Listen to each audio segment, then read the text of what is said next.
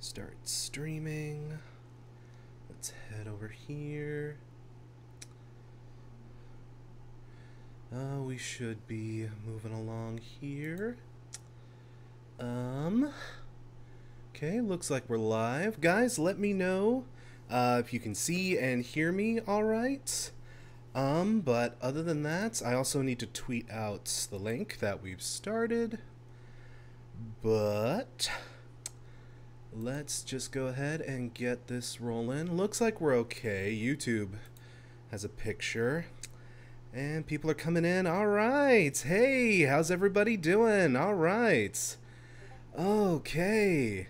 Yeah, hi, everyone. Welcome to this, just whatever kind of stream. I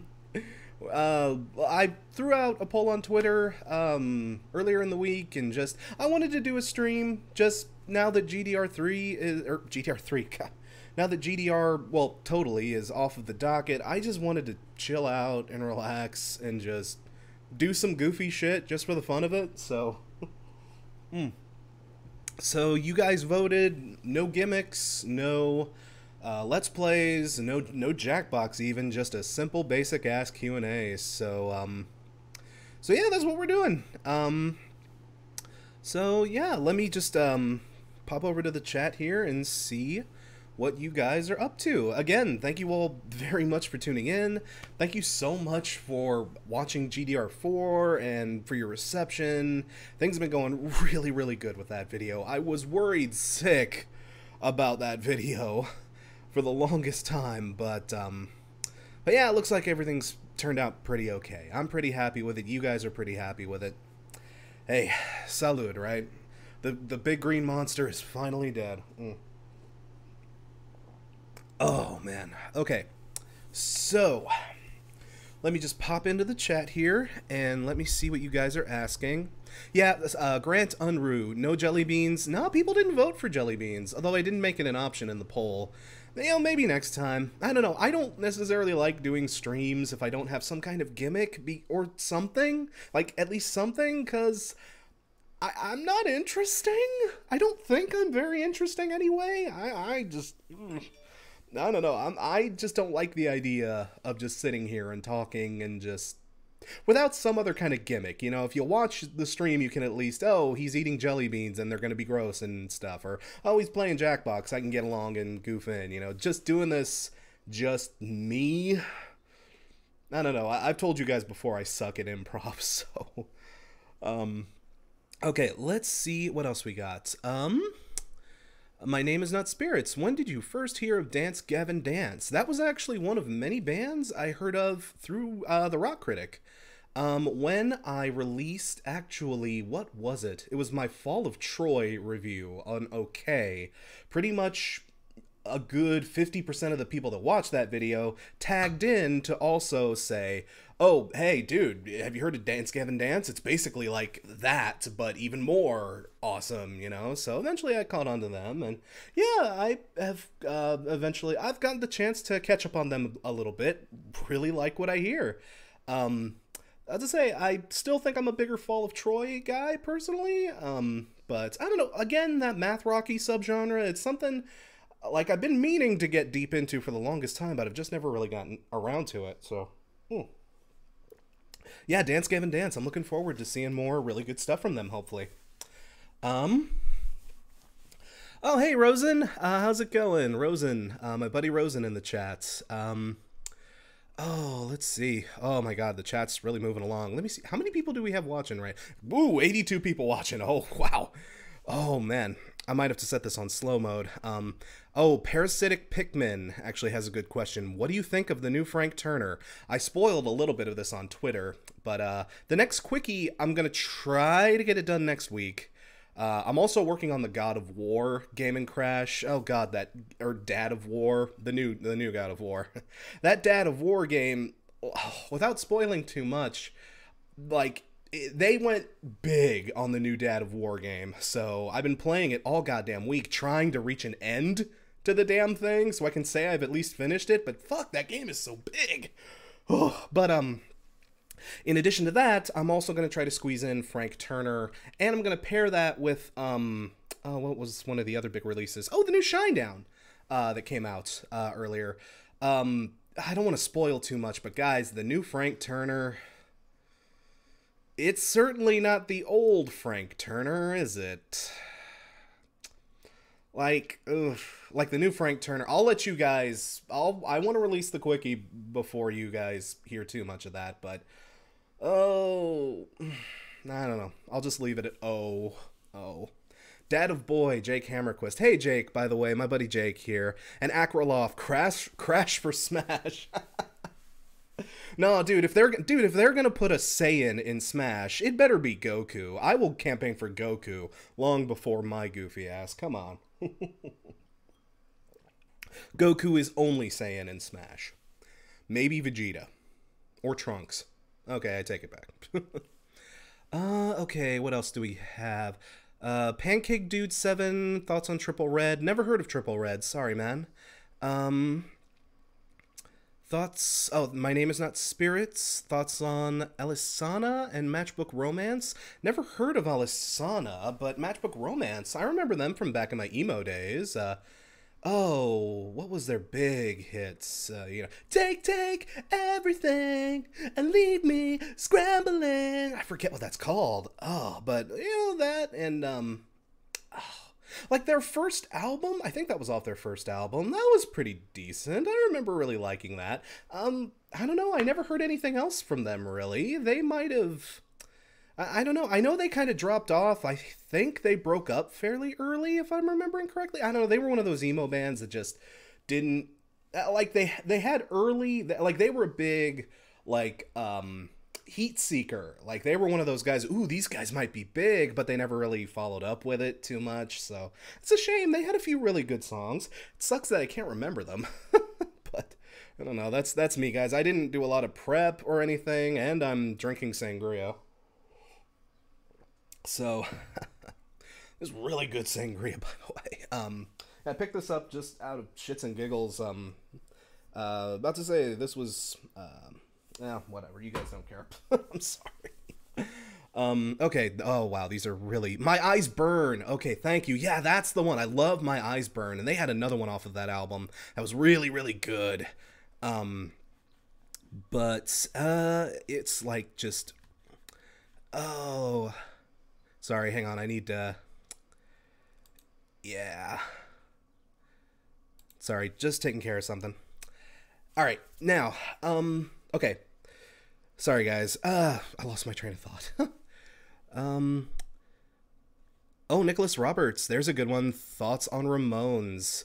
Like, guys, I love the Ramones. I love the Ramones.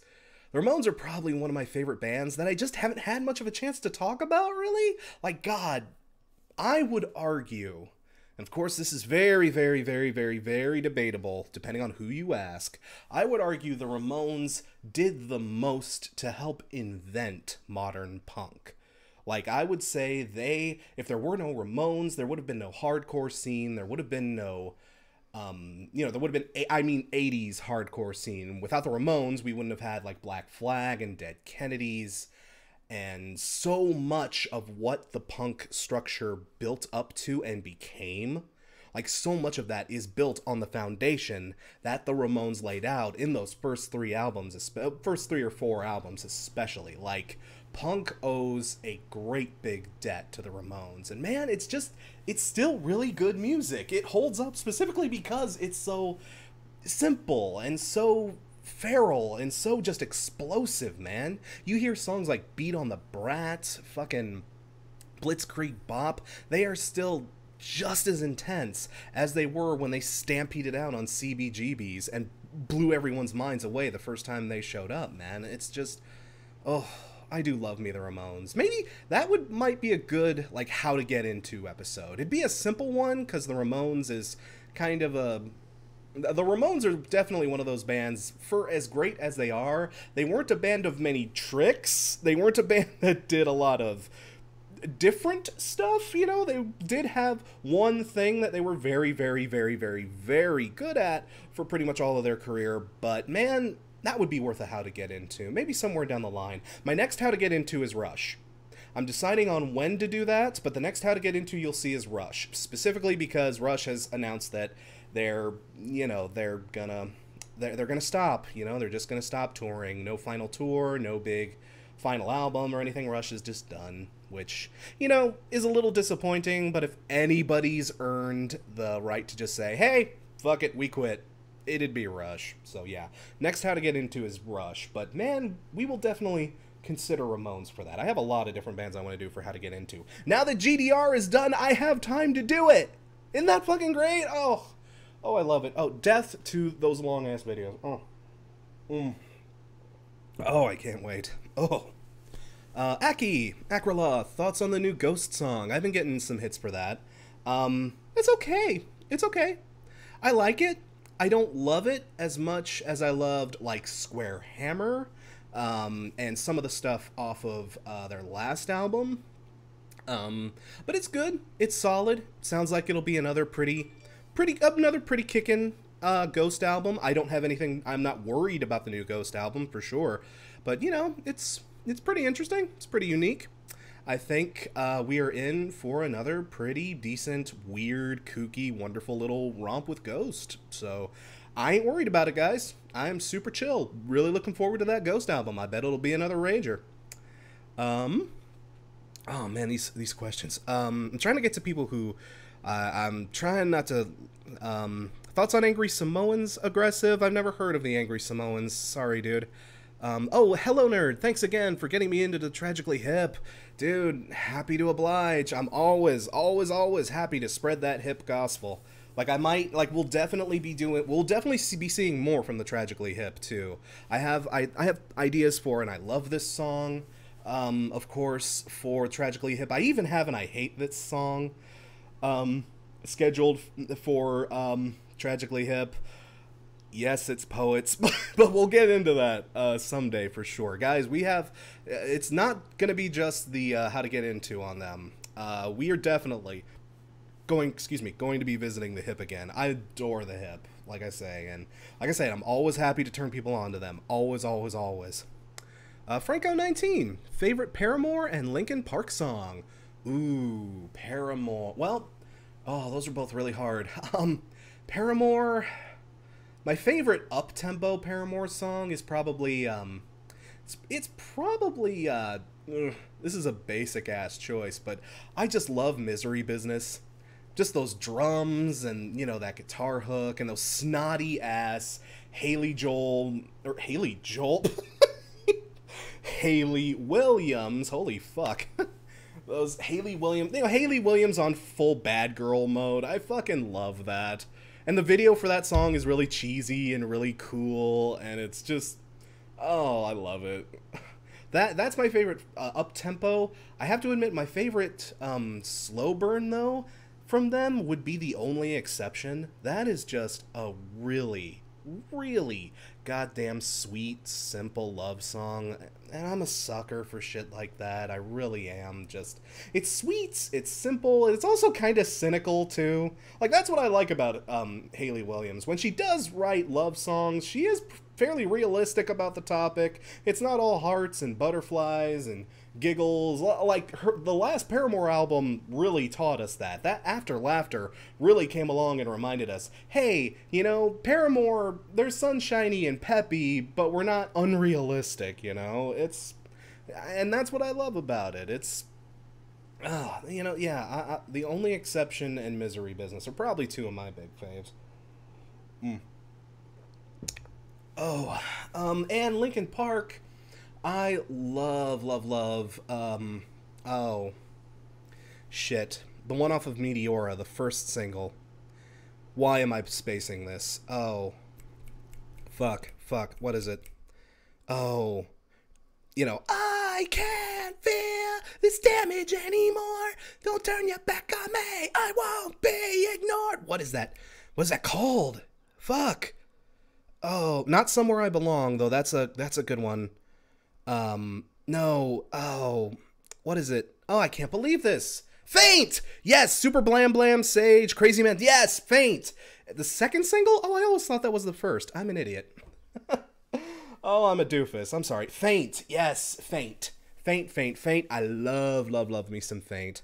That's probably my favorite. Just pure ass angry roar. Just Linkin Park at their most goddamn heavy rock. Just, I mean, guys, it's in the title there. That's what I'm all about. So hell yeah, I love that. Oh, Doyle Alexander, the Smiths. Talk about them. Sure. The Smiths were great.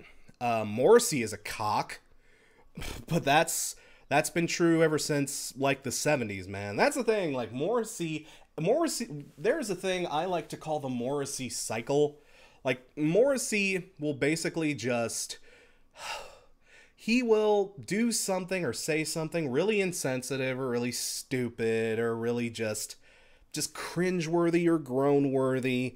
Something that'll just get people saying, oh God, what a fucking shithead you are. Then he'll release an album that nobody cares about. Then he'll disappear for a few years. And thus the cycle will begin again.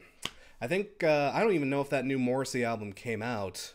He did have a new album on the way, I believe. I don't know if it came out. I don't care. I'm not as big on Morrissey's solo stuff or a lot of the other Smiths stuff outside of the Smiths. But yeah, man, the Smiths, like The Queen is Dead is one of my favorite albums from that era, man. The Queen is Dead and Meat is Murder was also a little underrated. That album does get a little bit of hate, but I like it. And, there's the Smiths had lots of good stuff. Morrissey was a cock. Morrissey was basically Kanye before Kanye was a thing, so I regret even bringing that up. But but yeah, no, I love the Smiths. I don't know if I've released it on this channel, but way back in my folk days, I did a cover of why am I so bad about remembering songs? There Is a Light That Never Goes Out. I did an acoustic cover of that way back in the day, and I might release that. I'm working on music-related stuff. I don't want to say too much more than that for the time being, but more music stuff is coming, and that might be something you guys hear later down the line. But yeah, no, I love the Smiths. The Smiths were hugely influential. Shame about Morrissey, though. It's not an original opinion, but sure is a popular one. For damn good reason. Stickbot Warrior. Good question there. Thoughts on Danger Days by MCR. Underrated. Danger Days gets a bad rap. It's not My Chemical Romance's best album by any stretch, really. But, it's still really, really goddamn good for what it is, man. Like, they were already operating with a bit of a handicap after losing their drummer. And, Black Parade was so big and so wonderful, It was kind of a, okay, how do we follow that up kind of album. MCR, I'd say MCR didn't have an enviable task in creating Danger Days. And I'd say they went out swinging, man. They did really, really well on it. But, it just wasn't enough to keep the band together. And, I'm kind of glad... In a way, I'm kind of glad we got to end things on Danger Days. Because, man, with that album closing off their legacy, I'd say My Chemical Romance never really released a bad album. Even that first one, with the really long title, that one that nobody, the one that nobody really knows about. Well, people know about it now, but back in the day, nobody knew about it. That early one, I Bought You My Bullets. I'm sure you guys in the comments will help me out with that. I am really bad at remembering names today. Oh my God, what is wrong with me? But yeah, Danger Days, really, again, we might talk about MCR someday, not in a mega series, because mega series are done, but we might do, retrospectives aren't necessarily off the table. They'll just be, sort of videos like what GDR4 was, 30-ish, maybe 40-ish minutes on an album, and we'll just be super chill about it. We won't go into dramatics and plot lines and other stuff that isn't important, It'll be more simple and stripped back. So yeah, dude, I got time to talk about My Chemical Romance. I really, like I say, My Chemical Romance is one of my favorite bands. My Chemical Romance shows up on my new backdrop. It shows up on the new patches on my vest. It's a little hard to see. It's one of the patches near the bottom where I usually cut off filming myself. But yeah, it's really, yeah. My Chemical Romance. We're definitely gonna have to show them more love at some point in the future. Oh, here's a good one from Prague Guy. Are you gonna do a Rock Critic episode on Iron Maiden, perhaps the Blaze era? I would like to someday, cause the Blaze era, ooh, that's worth talking about. Poor Iron Maiden, poor Blaze Bayley, but man, just, I don't want to say too much necessarily, because I do definitely want to make a video on that someday, but what were they thinking? What were they thinking? Just, I don't know, just, oh. Dante Natasi, favorite Tool album. Oh, really tough call, dude, really tough call. I would maybe say Enema. It depends, you know what, it depends on what day you catch me. Some days I'm in more of an Enema mood. Actually, Enema is one of the albums that unfortunately kind of got cut off. It's also on my backdrop, but it's towards the bottom. It's kind of in a hard to see place, and it was kind of cut off for GDR4. I have a little bit of wiggle room with where I can shoot on my backdrop, so maybe that one will show up a little bit clearer, but I love Enema and 10,000 Days. It's either Enema or 10,000 Days usually. Or 10,000 Days. No, I mean Lateralis. Sorry. I don't know what. God, I am not even drunk. I've only had half a glass. I'm just, you know what? I'm just like really, like, I don't have my thoughts put together, but I haven't, you know, I'm just coming out of the burnout of having to work through, you know, those huge episodes and, you know, just, I don't know. I'm just really, I'm in like a place where I'm finally able to relax and kind of chill and kind of not work my ass off to meet deadlines and get things done. And I've actually had some time to like relax and chill out for a bit. I'm kind of not used to it. I don't think my brain is wholeheartedly caught up, but yeah, no, between Lateralis, which is just a perfect 2000s album, just a perfect culmination of what was going on in rock in 2000s, brought forth on and put on the highest pedestal it could possibly deserve to be put on, and of course Enema. You could say the exact same thing about Enema and the mid to late 90s too. It's just, I really want that new Tool album to come out already. I really do. I really want it. Apparently news just dropped that they finally finished mixing drums on the new album. So I think Maynard has laid his vocals. And we have drums. So that's half. You know, depending on, you know, the other two guys, that's about half of an album, more or less. So, man, if that could come out before, like, we're all elderly, I'd certainly be appreciative of that. Oh, here's a decent one of it. Oh, Amaranth. Hi, Amaranth. How's it going? Thoughts on the new Muse? Oh, I didn't hear a new Muse. Oh. Did Muse drop something here recently? Oh, I haven't caught up with that. I'll have to double check that. I'll have to dig that up. Yeah, we're overdue for some new Muse, aren't we? I wouldn't mind getting another Muse album right about now. I was one of the few people who really liked the last Muse album. Like, I get why people weren't so warm to it. It had its weird moments, and you know, as Muse kind of goes on, they have gotten less interesting over the years, I do got to admit, but hey, I know Muse is still good. Muse is still good for what it is, in my opinion. I'm always happy to hear some new Muse, so I'll be down with that.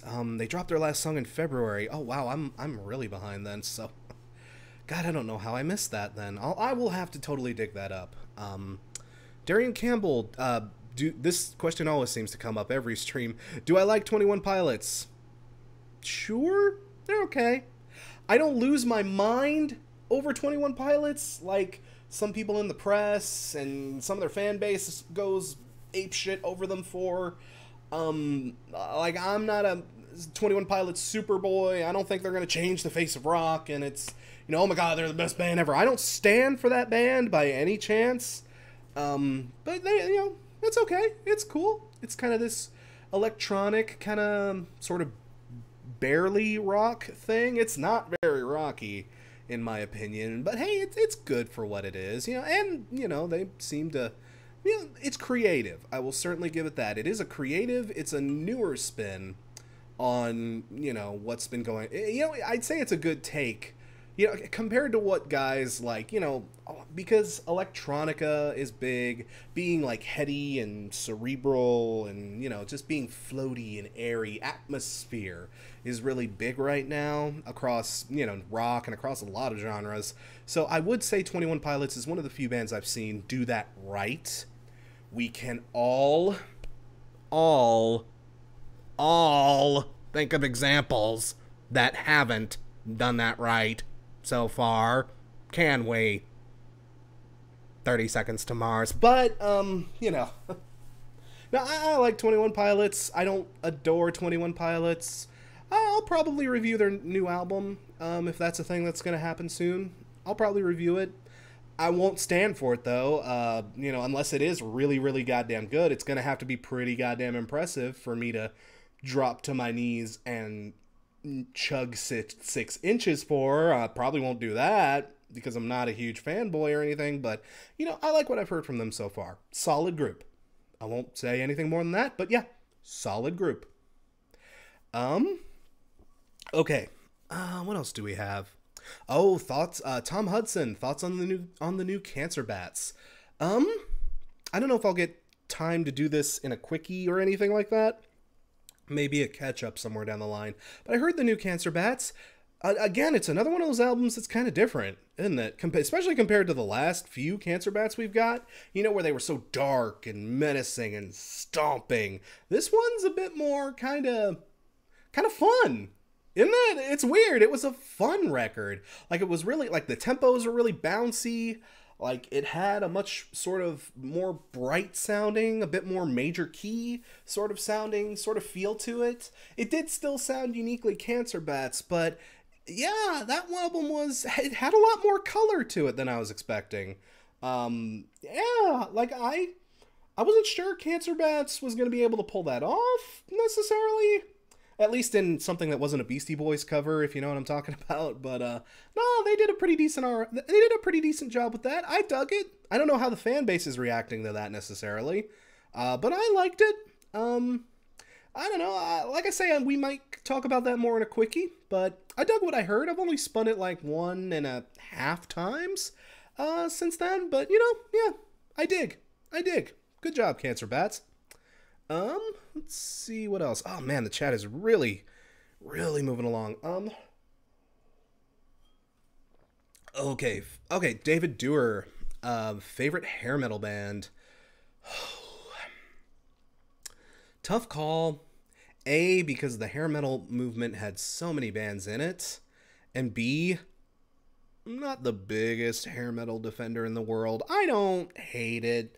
It has its place, and there were a lot of elements to it that were really fun and really cheeky and really, I get why it lasted for as long as it did, and I get why it made sense in the 80s and partially the 70s, but I understand, because, man, hair metal is just, if you just say the word 80s, hair metal is just going to be the first thing that pops into anyone's head. That genre was so definitive of its era that, man, there was just no other time in history where something like hair metal could exist other than the 80s. But, man, I don't know. My favorite hair metal band, Whitesnake did good stuff. I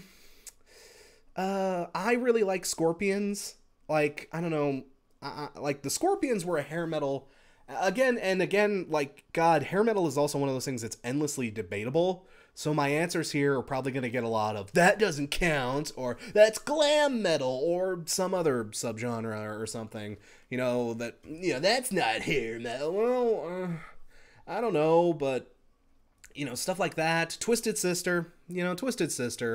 Like Twisted Sister was definitely the most fun of the hair metal bands, out there. I feel like, Twisted Sister just knew how ridiculous they were, but they embraced it. They took a New York Dolls approach to it and just embraced the absurdity of it. And, we got some good kicking jams out of it too. So, hey, nothing wrong with that, man. I am all about that. Oh, hey, Himmelblah, how goes it? Okay, I've been seeing Cecilio, I think. Sorry if I'm mispronouncing that. I've been seeing Cecilio pop up a bit here. Thoughts on Arctic Monkeys? I'm not. What was like their first album? The one with "You Look Good on the Dance Floor." I remember having some fun with that way back in the day, but they aren't a band I've kept up with. Their new album has actually been Patreon requested. So that will be an interesting review, actually, because this will probably be my first time getting into Monkeys again since probably, like, college. So, yeah, I don't know, they were one of those bands that I remember the Arctic Monkeys, at least in my scenes with the people I ran with, everybody kind of wrote them off. Like, back around their first few albums at least, people were like, okay, these guys will be big, but they'll be like Franz Ferdinand, or they'll be like the Vines. People were writing them off like that. Okay, we're probably going to get like one or two good songs out of them, but we won't be hearing much out of this band after they have their big push. Good on them for proving everybody wrong, apparently. Man, Arctic Monkeys, I don't know how well they sell, but man, that fan base grew, and that fan base of theirs grew devoted too, because man, the people who are into Arctic Monkeys love Arctic ass monkeys. So that'll be a fun review, especially coming in as kind of a sort of newbie again after all these. It'll be an interesting response, I'm sure. Okay, I've seen a few people ask about this, but Jack Kempster asking about Judas Priest. I'm more of a Maiden guy, as you guys have obviously probably noticed by now. I do love me some Maiden. If we're on the whole who's better, Maiden or Priest, guys, you know which team I'm on in that debate. But just Priest taken on their own, Priest are goddamn wonderful, man. It sucks that there even is a kind of rivalry between like Maiden and Priest, because man, they're such good bands, and they're such different bands too. Like fucking Screaming for Vengeance, Hellbent for Leather. Oh, like so many good albums from Priest. Like the new Priest has actually been Patreon requested, and I'm really looking forward to talking about that because again, like Maiden, they're another one of those bands that have just kept it up. Like they have been able to keep it up, and they've had a very interesting legacy too. They even had their own Blaze Bayley moment for a while, though not nearly as bad. I would say Ripper Owens was definitely better than Blaze Bayley. But yeah, love Priest. Love Priest. I got a super chat here, so I want to check this out really quick. Again, quality not included. Thank you very much for the pledge. I sincerely appreciate that. That's very kind of you. I'm not your beloved, but that's all good. Let's just say $4.99. That's not enough to get a beloved out of me, dude. Like, I may be a slut, but you gotta pay more for me to be a whore. I mean, come on. I'm messing with you. Thank you very much for the pledge. When are you gonna finally tackle Wien? When I finally get into Wien, I've never gotten into Wien. I've never had the chance to really try them on, and Wien are one of those bands. I could use a how to get into video on Wien. I'm sure somebody has already made that YouTube video out there. But man, Wien is just one of those bands, like, their catalog is so huge and so varied. Like, Wien are one of those bands that has never made the same album twice, and their sound is different depending on what day of the week it is. So,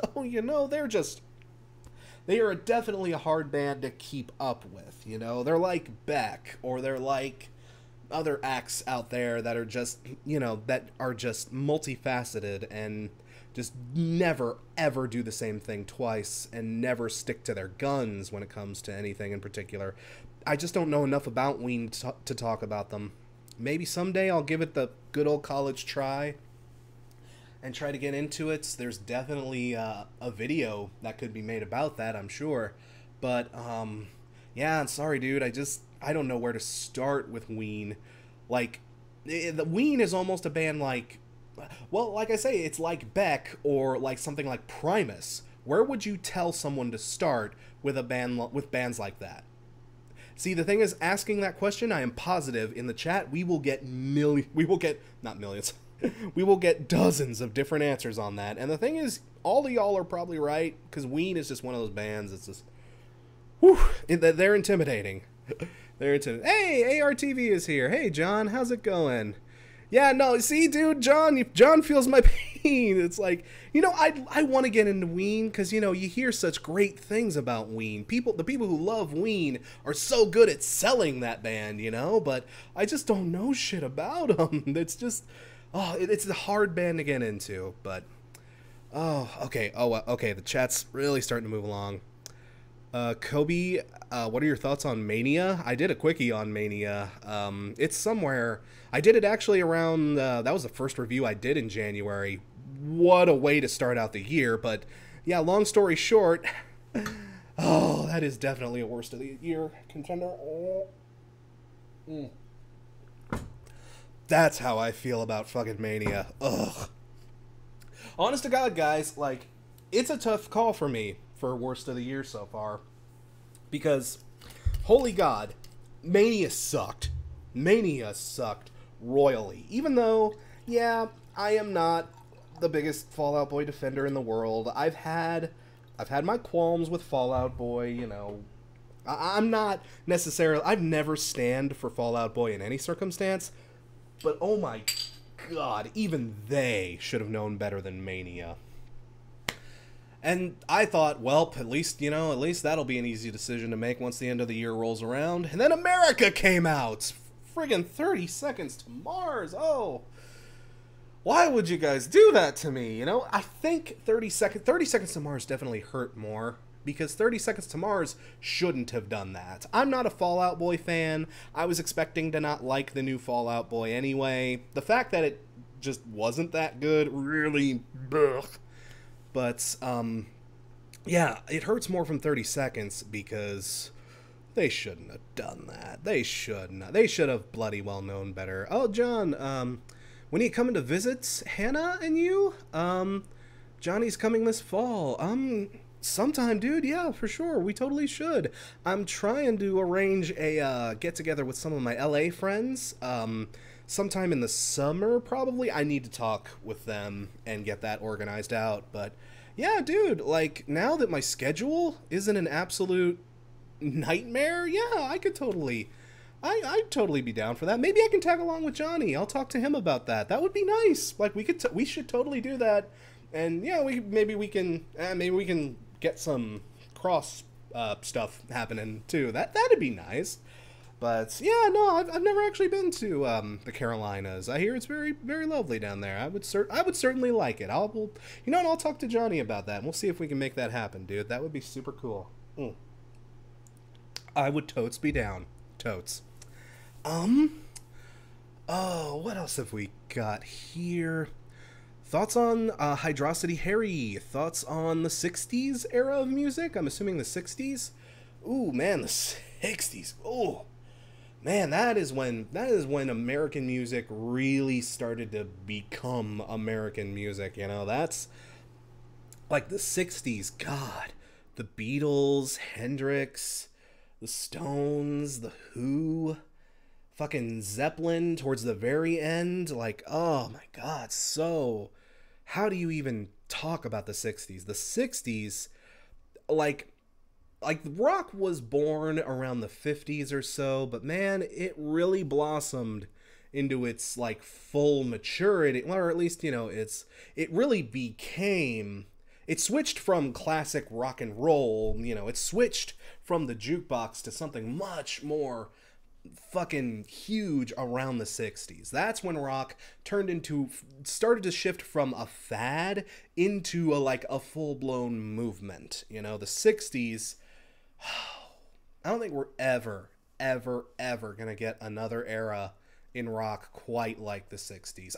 I'm starting to sound like one of those old stoners who's like, oh man, it's never gonna be as good as Woodstock. You kids don't even fucking know, man. But man, the list of bands that came out of the 60s and completely reinvented music itself is just massive.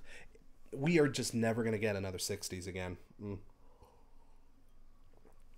Oh, yeah, Duke fan, our le wrong generation. That's what I totally sound like right now. But nah. See, again, another drawback to the 60s, was lots of drugs, lots of death. Woodstock itself was fun, but the fallout from Woodstock, if you've ever read about that, wasn't much fun. Woodstock wasn't necessarily worth it, at least from like a business standpoint. Oh my god, it was a disaster. But no, it's we do, we're doing what we can today. I don't know, I'm a child of the 90s, so I'll stand for, the 90s and grunge and post-grunge and punk and skater punk and all that. That's me. That's my scene. Okay, quality not included again. Thank you very much for the super pledge. Fuck! Oh, y'all are drowning them out. Shit. I got 2 in a row. My plaything. You ass. Is a huge Wien fan. I recommend starting with the Mollusk. Yeah, the Mollusk. Once Ocean Man hits, it all makes... Okay, the Mollusk. Again, that's another Wien album I've heard good things about. I've heard... what is that other one? I'm terrible with names today, but... yeah, I've heard about the Mollusk. Probably get around to that some... Again, like I say, Wien will happen sometime. Thank you again for the super pledge. And another one from Himmelblah. Thank you very much. Again, very generous. When is the 2018 Patreon quits? Well, I do still have the Patreon Quickie Blitz coming is what he's referring to. So, yeah, I still do have a lot of stuff in the Quickie backlog, and we will get to it. I absolutely 100% promise. Those of you that are so patiently waiting for your reviews, they are coming. I super duper promise. But like I say, towards the beginning of the year, I just got pledge after pledge after pledge. It got to the point where I was downright... I would get a new pledge from somebody and end up pissed off about it and super mad because, instead of like, oh, somebody paid $20 to pledge, it's like, fuck, another one? I have 50! Ah, shit! God, I can't keep up with this. But, yeah, they're still... God, I spit. Fucking hell. But, no, we will get to that. I want to get some other stuff done though, guys. Like I'm probably gonna work on a bad album covers or an I love this song, or maybe we'll get to the Rush how to get into next. I'm kind of in an in-between period right now, where I'm not 100% sure what to do, and there's a lot of stuff I can do. So we'll cross that bridge when we come to it. But those guys, I promise we won't put those on the back burner for too much longer. I'd like to get what's going to be coming out. I'd like to get that kind of done maybe before summer is over. So probably within the next like 2 or 3 months or so, we'll probably get around to that.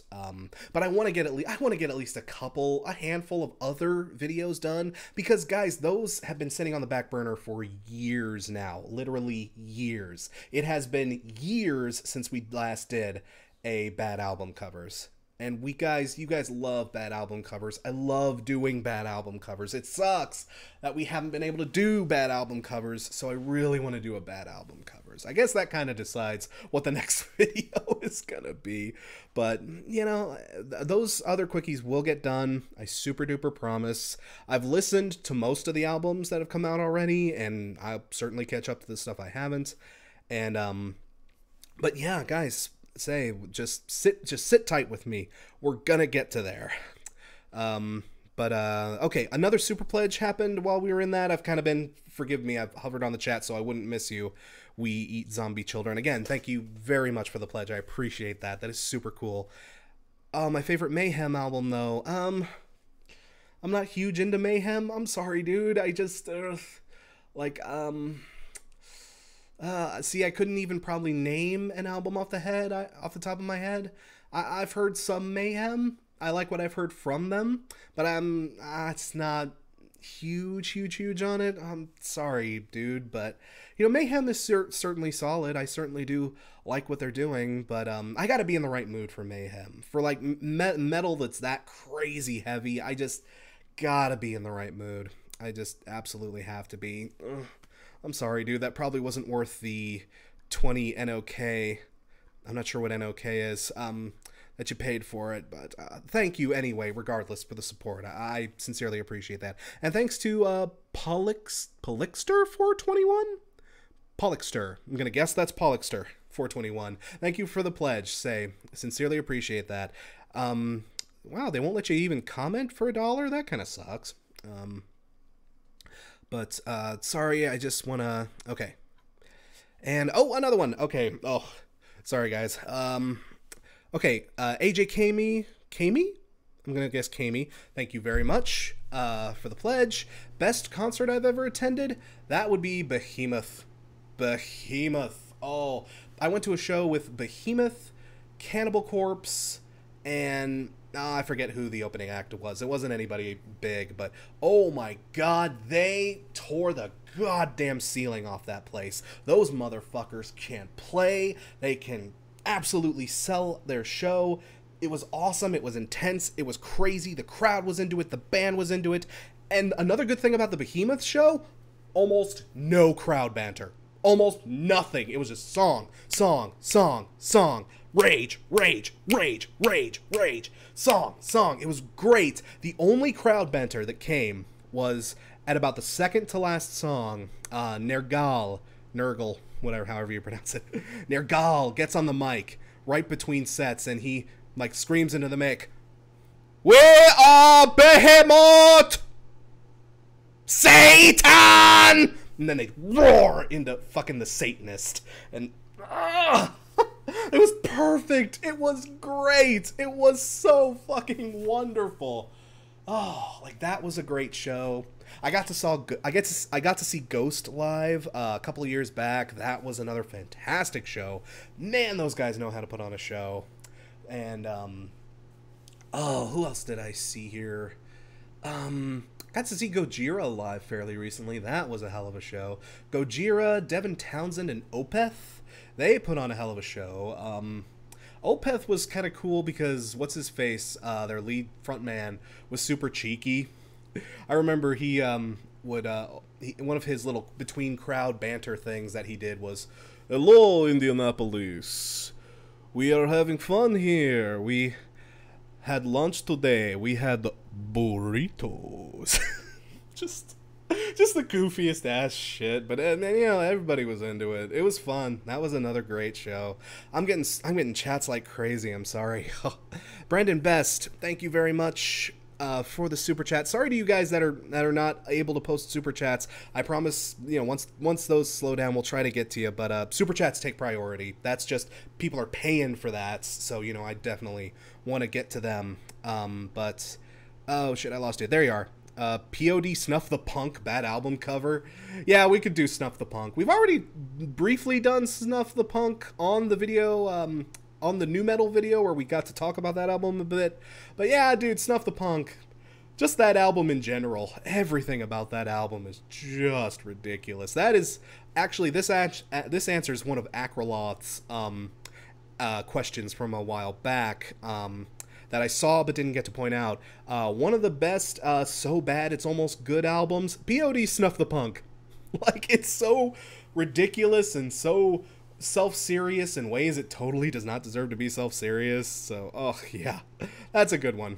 Muckmeh, thank you very much for your pledge. Thank you very much for that. Wanted to say thanks for getting me into the hips. Hurt, yeah, Taproot and Dead Kennedys.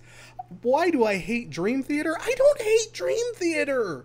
I have gotten... Okay, Dream Theater. I do not hate Dream Theater. I have gotten some weird blowback from Dream Theater people in the community. I guess because I've said in my review of their last album, I said something along the lines of, they're kind of hard to take seriously. that doesn't mean I hate them, you know, it's just, that's a hang up of a lot of prog bands, you know, they get so into what they're doing, they get so wrapped up in, you know, the scene they're trying to create, and, you know, the thing that they're trying to do. We're not just making music, we're making a scene, we're making a statement, we are creating a construct, we are doing something so bold and brave and beyond music, that, you know, you just gotta step back from it as an outsider, and you're like, you're full of shit. A lot of prog bands do that. I say that as someone who loves prog. A lot of prog bands do that. Rush is guilty of doing this on occasions, guys. Almost every prog band out there is guilty of that in at least some capacity. I don't hate Dream Theater just for pointing that out, but like, I like a lot of the Dream Theater I've heard. I don't stand for Dream Theater by any means, but I don't hate them. I certainly don't hate them. It's just a little goofy sometimes. Sometimes it's goofy. Just speaking as like an outsider looking in when it comes to Dream Theater, they're a little goofy at times, just a bit. Please don't murder me. Please don't nail me to the cross. I'm just speaking as a doofus looking in from the outside, like, huh, okay. I don't know, but I like Dream Theater. They're fine. Dream Theater is fine. You don't have to. I'm not trying to say. Sorry, I need to catch up with some of these chats. Oh, wow, you guys are really adding to the super chat. I appreciate that. I really, really do. You guys should not be paying for this goofy shit, but I appreciate that. We Zombie Children just wanted to support you. Thanks, Zombie. Sorry I couldn't give you a better answer to your question, but. Yeah, thank you very much for your support. David Mackey, thank you very much for the pledge there. What's your opinion on Britpop? Ooh, I do love me some Britpop. Probably more than a Yankee son of a bitch probably should. I really like Oasis. I really, really like Oasis. I'm even one of those guys that doesn't despise Be Here Now. I realize it's got problems, but... yeah, I can sometimes get into Be Here Now when I want something that just ridiculous. I can sometimes get into it. Not often, but, you know, I can... like, I do really like Oasis. One of Oasis's eyes is actually part of my Rock Critic logo. I believe it's the second eye in Critic. I believe it's... yeah, because it's an overlay. But the second eye in Critic, I believe, is taken from Oasis's logo. So, yeah, I got love for that. I love Blur. I love Suede. Actually... Suede, or the London Suede, as they kind of have to be called here in America for stupid reasons. Suede, I love Suede. Oh, they're coming out with a new album this year, I believe. Can't wait to get my hands on that, even though I missed the last Suede album. Ooh, that was bad work on my part. But, actually, Suede was, if for those of you that are really long-time members, Suede was one of the first band, was the first Quickie we ever did. We did a Quickie on Bloodsports. And yeah, it's Suede. I like them. Pulp, another great Britpop band that doesn't get nearly as much love over here in the States. Yeah, dude, Britpop was great. Especially, that was another one of those 90s genres that just was really way better than it had any right to be. And it took off way bigger than it really should have, probably. The end of Britpop just got really bland and really boring and really blah. Like, Britpop died kind of an ugly death, but I don't know, when it was good, it was good. I still spin What's the Story, Morning Glory a lot. More than probably someone should these days. Okay, moving on. Andrew Gregway, oh, thank you very much for the pledge. I appreciate that very much. Thoughts on Tenacious D? Keep up the great work. Thank you, Andrew. I appreciate that, sincerely. You're not going to like what I have to say about Tenacious D, though. It's whatever. Like, back in the day, people lost their mind over Tenacious D. I don't know, I just never thought they were that funny. See, it's a comedy act.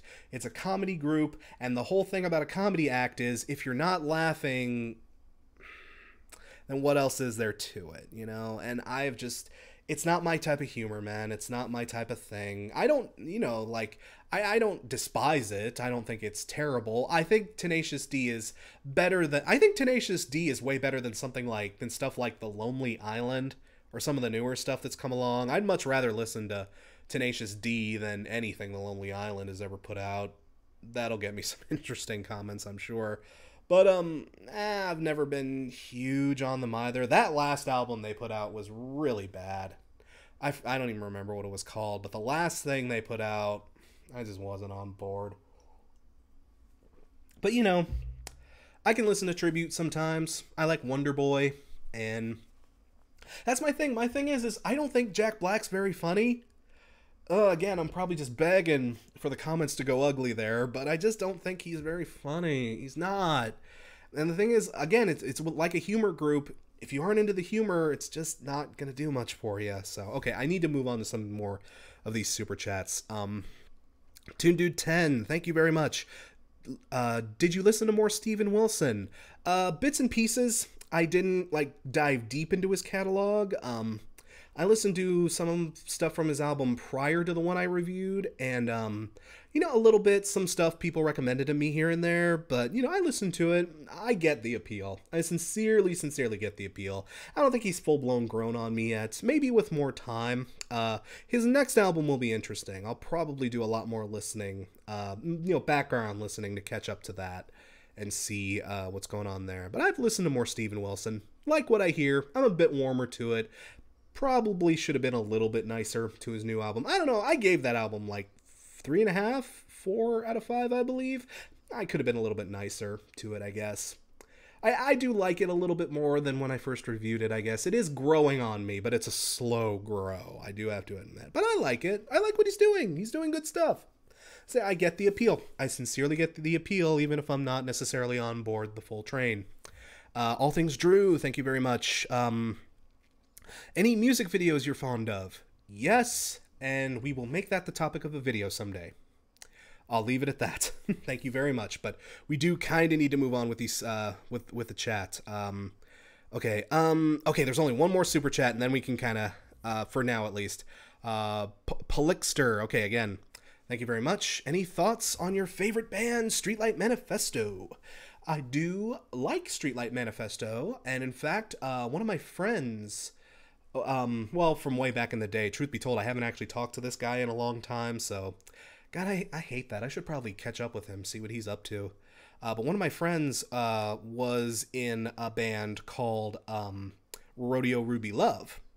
They got some super minor buzz back in the day, about 10-ish years ago, probably closer to 15 now. Holy God, that's how old we are. But he was in Rodeo Ruby Love. He actually, well, I won't say more than that. He was in Rodeo Ruby Love, and they toured with Streetlight Manifesto, and they had a blast with them. Super nice guys. They had a really fun time, I guess, and yeah, that was really super cool. And I like Streetlight Manifesto. I wouldn't say they're a favorite band of mine, but they usually pop up in curated playlists on Spotify and whatnot when I'm listening to a lot of 90s punk and a lot of ska punk and other stuff. Streetlight usually tends to pop up on that. I always like what I hear. I've never gone whole hog on them necessarily. I wouldn't say they're a favorite, but yeah, they're a band I would recommend to people for sure, especially given, their specific genre. I would definitely recommend, because we don't hear a lot of stuff like Streetlight Manifesto these days. Excuse me. What else do we have here? Thank you very much again, Polixter. Forgive me if I'm mispronouncing that. Oh, another super chat. Oh, I hate that I have to miss. Oh, sorry, Akraloth, you like The Lonely Island. Again, to those of you that like The Lonely Island, I'm not smacking you for liking The Lonely Island. You're more than welcome to like The Lonely Island. This is not my thing. Dick in a box gets old. It gets old really fast to me. I don't know. I have terrible taste, in case you've never noticed that. Oh, Toon Dude. Oh, thank you very much. This is a great question, Toon Dude, actually. Thank you very much for asking this. Are you planning on making more Patreon reward tiers? Yes. Yes, yes, yes, yes, yes, yes, yes, yes, yes. Yes, yes, yes, with a capital yes. I apologize to you guys on the Patreon. It's been so barren over the past few... years, technically, since I cut it down to just requests and credit mentions. But yes. Revamping the Patreon is something we're going to take care of probably sometime I'd like to get it done before the summer is out. Maybe sometime in the fall if we get behind on things, but I would love, love, love to get more stuff on there, get some more merch out to you guys. You guys have always asked for stuff like merch, more stuff that you can get. I want to follow through with that. Like I've said, music may also be something that comes into that. Other tiers related to other stuff. Patreon is totally getting a revamp, but like I say, we just need to catch up a bit. We need to, knock out some of that Patreon backlog, get our request situation kind of leveled out. Like, once the dust kind of settles on things, we'll get Patreon going again, like, with a much more interest. We'll get some more stuff out there to you guys. You guys have been asking for it, you've been requesting it, and I want to follow through with you on that. So just sit tight with me for a little bit longer, and we will that was something you will definitely see more of in the future. CJ, thank you very much for your pledge. I have no idea what SEK is. Is 50 of SEK a lot? Probably not. But dude, thank you very much. I appreciate the pledge. That is super, super cool of you. Thank you. Okay, is that the last... Okay, yes. Oh, that's the last super chat. Guys, thank you for all these super chats. This is very, very generous of you to do. I appreciate that. And I've seen a few people... thank you very much for noticing my Regina Spektor t-shirt. That's what this is. I got this on her last tour, actually. A buddy, my friend Sarah, actually just gave me a call last winter. She was in Columbus. She had tickets, and she had a buddy bail. And at the last minute, she called me up and said, "Hey, do you want to go to Regina Spektor?" And I'm like, "Oh, yeah, I like Regina. When is that going down? Like now? You want to come? Like now? You want to drive to Columbus right now?" But that's basically what we did, and it was a lot of fun. Regina's great. I should have thrown Regina on that show too, because that girl can play. Oh, that girl can play. That girl knows a piano better than fuck. That was a good show. Tack that onto my list of favorite shows too. That was really good, really, really good. I did miss a super chat. Toon Dude, someone asked about your thoughts on Jane Doe by Converge. Well, here's the thing. Converge, I don't know. I came into Converge super late. I don't know how I missed them, but I only got into Converge probably within the last 2 or 3 years. So I'm way behind on Converge. Again, I don't know why I missed them. I don't know how I never got around to getting to them, but I don't know, I'm just super behind the game on Converge, and I like what I've heard, but I'm not head over heels for it necessarily. A lot of it kind of sounds samey to me, I guess. I don't know, guys. Again, this is a rookie. This is another rookie's attitude. I don't know, Converge is one of those bands I feel bad about because I should know more about Converge than I do. As someone who reviews rock and is supposed to know about this fucking genre, I should know more about Converge, but I don't, and that sucks because I suck. And I don't know, guys, I have bad taste. Have you ever caught on to that? No, but I dig Converge, I guess, but I don't know, people who are into Converge again are into Converge, so I can't talk Converge. I just can't. I can't go heavy hitters with Converge. Again, maybe I'll catch up. Hopefully I'll catch up to that someday, but it's fine. It's okay from what I've heard. Thank you very much for pointing that out to me, by the way, Toon Dude. I appreciate that. Okay, Music Nerd. 13. Favorite Beatles album? Good question. But tough question. Tough question, because, man, I wouldn't say I'm a full-blown Beatles head, but I do not subscribe to the whole, Beatles are overrated, or, people talk about the Beatles too much. Yeah, Beatles. The Beatles were great, and people talk about them all the time because they are still great. The Beatles are wonderful. I will stand up for the motherfucking Beatles. I don't care how hipster cool sort of, of course the Beatles were good. Pshaw. Yeah, the Beatles were good, man. I fucking love the Beatles. But favorite album? Again, it's like Tool. Depends on what day you catch me, man. But I would say I always have a place for Sgt. Pepper's. I always have a place for Sergeant Pepper's, but like again, that was another just a fantastic album. One of those albums you could argue helped birth the concept album. It was another one of those albums from the 60s that helped turn rock from a cool fad into something much bigger and braver and bolder. And like, oh, like, I really like Sgt. Pepper's for what it meant, for what that album means to rock, and for what it would eventually, go on to inspire. But I also like stuff like Let It Be was really goddamn good. A great note to end yourself out on. Fucking Let It Be. Revolver, Rubber Soul has so much good stuff on it. And given that Yellow Submarine, the film, is such a big part of my childhood, I love the soundtrack to that album too. Even though it's not much more than a soundtrack and a few like singles here and there, no, it's still great. Like it's still like really, really good. I love that. Yeah. Ugh. I don't know. Those are just a handful. If you held a gun to my head, I'd probably say Sgt. Pepper. But again, that's a really tough call, man. Toon Dude, again, thank you very much for the pledge, Toon Dude. Ever thought about making a Discord server? That might be a Patreon thing. Maybe. Don't hold me to that, but that might be a Patreon thing. So,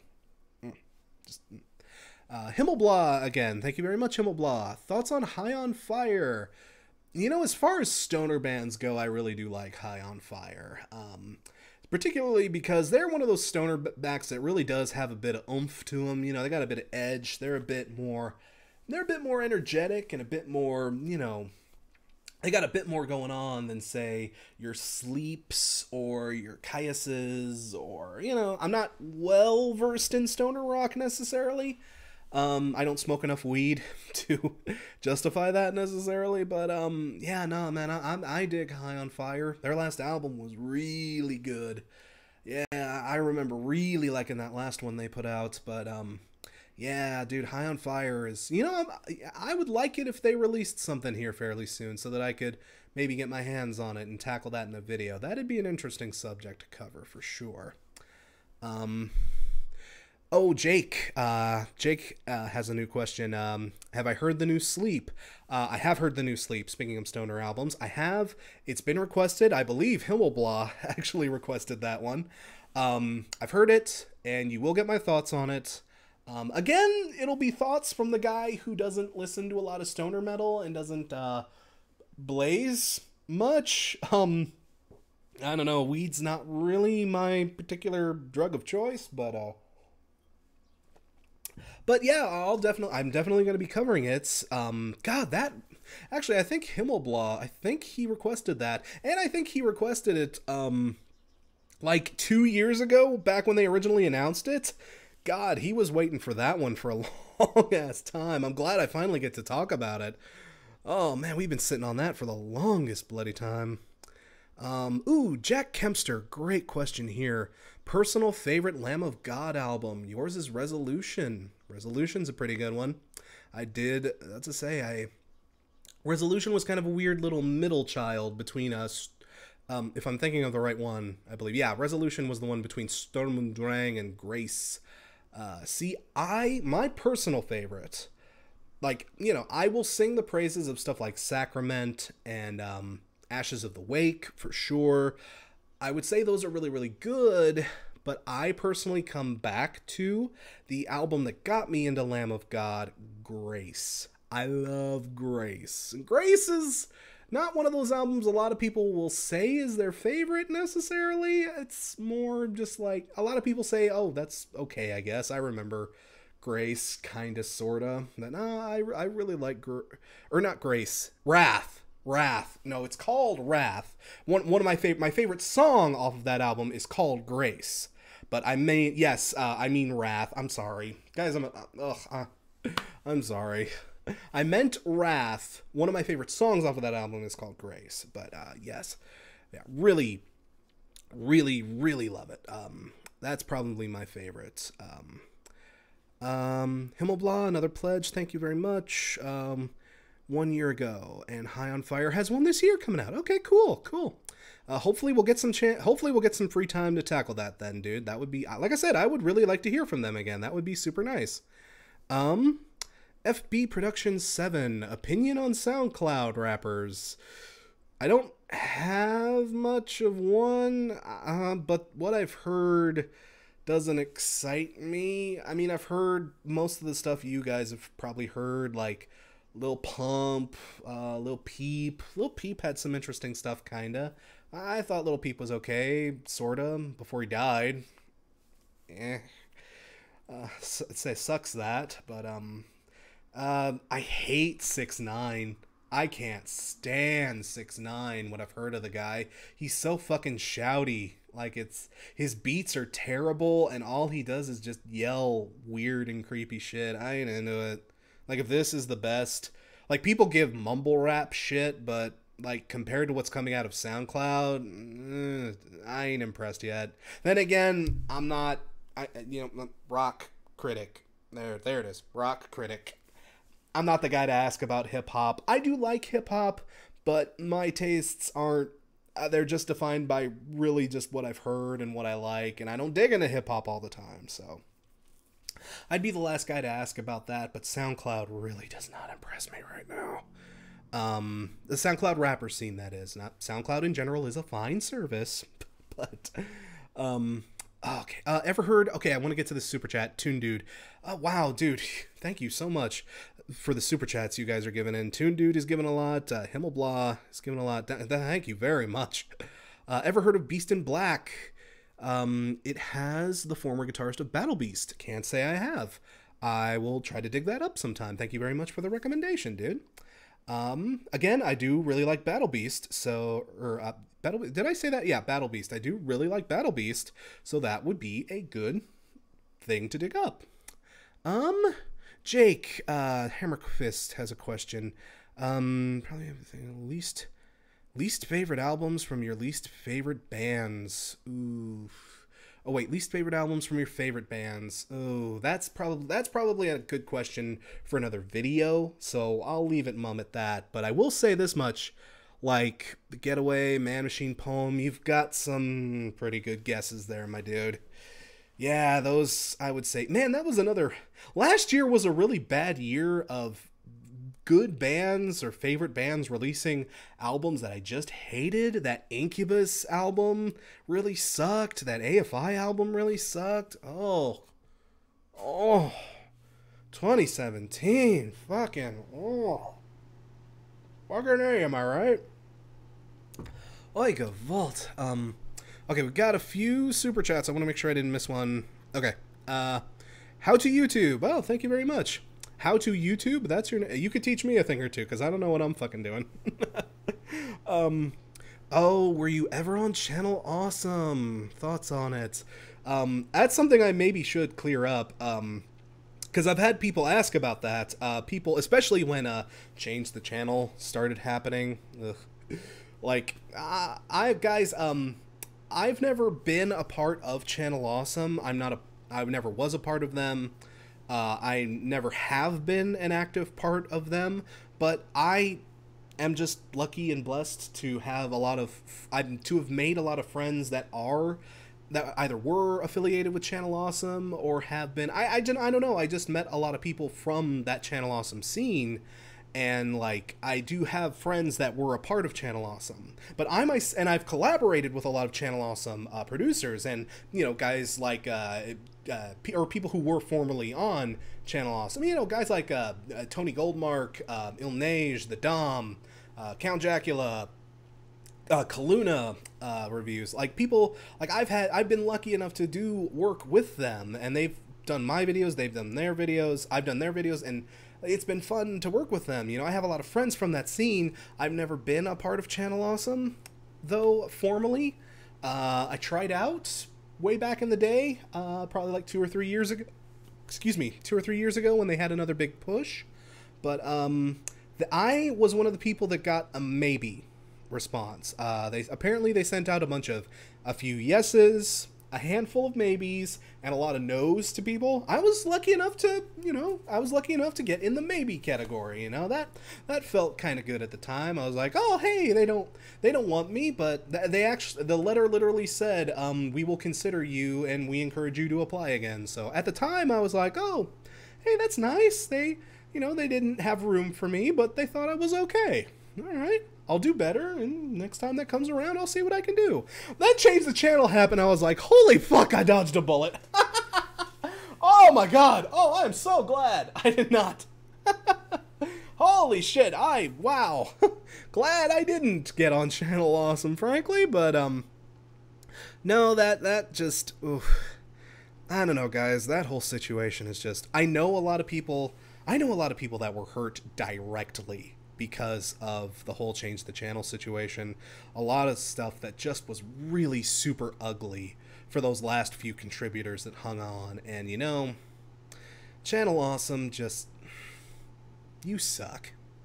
The Walkers suck, the Macads suck, and that's all I really want to say. They've never done anything to me personally necessarily, but I don't know, they've hurt my friends in some pretty bad ways that I've heard about, and you know what? Fuck them. That's all I'll say about that. Fuck them. I do have I don't have any huge juicy tidbits or anything to share either. I know a thing or two that hasn't been made public, but I'm not sharing it here. I'm not sharing that publicly at all. I have confidence to the people that were kind enough to give me that knowledge, and I won't be sharing any of that here. The only thing I will say is that 10th anniversary video, that 10th anniversary movie they were planning was way worse than you probably thought it was going to be. That's all I'll say on that. But I got to hear the premise and what the script was apparently going to be about, and what is all I have to say. That's all I'll say. That is the juicy expose, fucking Keemstar as so gossip. Ooh, that's all. That's your little juicy bit of gossip for the stream. That's it. That's all I'm okay. I'm sorry. We got super chats here to deal with. Do you like the Water Blanc? Thank you very much for the pledge. Do you like Amaranth? I got the chance to hear their last album that they released. No, not last year. 2 years back? It was either last year or 2 years back. I got to hear their latest album, and I really dug it. I got into it too late into the year to talk about it, but I was glad I got the chance to hear that, because I was really impressed. Hopefully we'll get another chance to talk about Amaranth somewhere down the line. I've been getting a few super chats here, so... okay. I did, Howdy YouTube, you had another one. Favorite My Chem song? Since I want to move on to other stuff, I'm Not Okay, I guess. Oh no, Famous Last Words. Famous Last Words, I'll just leave it at that because we have to move on. Eric King, thank you very much for the pledge there. Just discovered Transgender Dysphoria Blues. Oh, what took you so long, dude? You know what? I'm glad I could help you find it, man. Or what if I helped? If I helped, I'm glad I helped. You didn't mention that I helped you find it, but dude, yeah, no, it's a great album. It's wonderful. That was my album of the year for 2015? 14? When did that come out? I want to say 2015. But, yeah, that actually was. When it came out, that was my album of the year. And, yeah, that album is just, it stuck with me so big. And when I made my backdrop, the new backdrop for the show, I wanted to make absolutely certain that Transgender Dysphoria Blues would be one of the most prominent albums you would see on that display. It's like right next to my head. Because, that album is just so goddamn good. I would call it probably one of the best modern classics we've gotten out of this decade so far. Just personal taste. I'm sure you all will debate me for ages on that. But, no, I loved that album so goddamn much. And, it's one of the few albums on that tapestry that I've actually gotten a chance to full-blown review.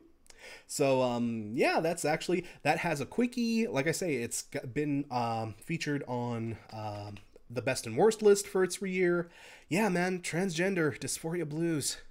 Fucking the pain that came into making that album had to have been immense. had to have been so fucking great and horrifying, but man, we got some damn good art out of that, man. Thank you, Laura Jane, and all the other people in Against Me. God, I love that album. I'm sorry, I just really like that. Dude, I'm like you. I like that album. I'm happy you found a new cool thing, man. Dude, enjoy the hell out of that album. Against Me has lots of other great stuff, too. I highly recommend digging around that back catalog. You were on a brave new frontier, my man. Some really good stuff there. Oh, so many super chats. Oh, God, I'm sorry. Okay, let's go. NOA Reginator? Oh, that's Reginator, because Reggie is your icon. Oh, thank you very much for the pledge. I hope your body is ready for my answer. That is the stupidest joke I could have responded to that with. I'm sorry. But, favorite Metallica album? Also, you look like a younger version of your anthropology professor. I don't know shit about anthropology, so I promise you I'm not him. No, that's neat. That's cool. I've been letting my beard grow, so I guess that's probably helping with that whole sort of, I don't know. Favorite Metallica album? I would say personally, I don't know if I'd say this is the best Metallica album, but I have a personal place in my heart for the Black Album, because that was literally one of the first albums I ever remember listening to. I've told this story several times before in other streams and other places, but one of the things I would do when I was very little was I would sneak into my older brother's room, steal his albums, and listen to them in my closet. And the Black Album was one of those albums. That was one of the first albums I ever heard. Enter Sandman was the first music video I ever remember watching. It's one of my first memories, actually. It's a weird first memory to have, but yeah, no, the Black Album has a very special place in my heart. But you know, I don't know if you're just gonna say, okay, but best album, Crash. I'd say maybe, like, Master of Puppets is a good, you know, qualifier. Maybe Ride the Lightning. If And Justice for All didn't have that shitty bass mix, there'd be a hell of a case to be made for that. But I have a special place in my heart for the Black Album. Black Album is actually featured on my new Tapestry, but it's, like, again, it's in a place where it didn't show up in the first video, so maybe that'll show up in the next one. Joe Bro. Guys, I'm sorry about the chat situation. The thing is, I have it turned on the slow mode and it's still moving pretty fast. So forgive me if I don't get to all of your questions here. I promise I'm doing my best.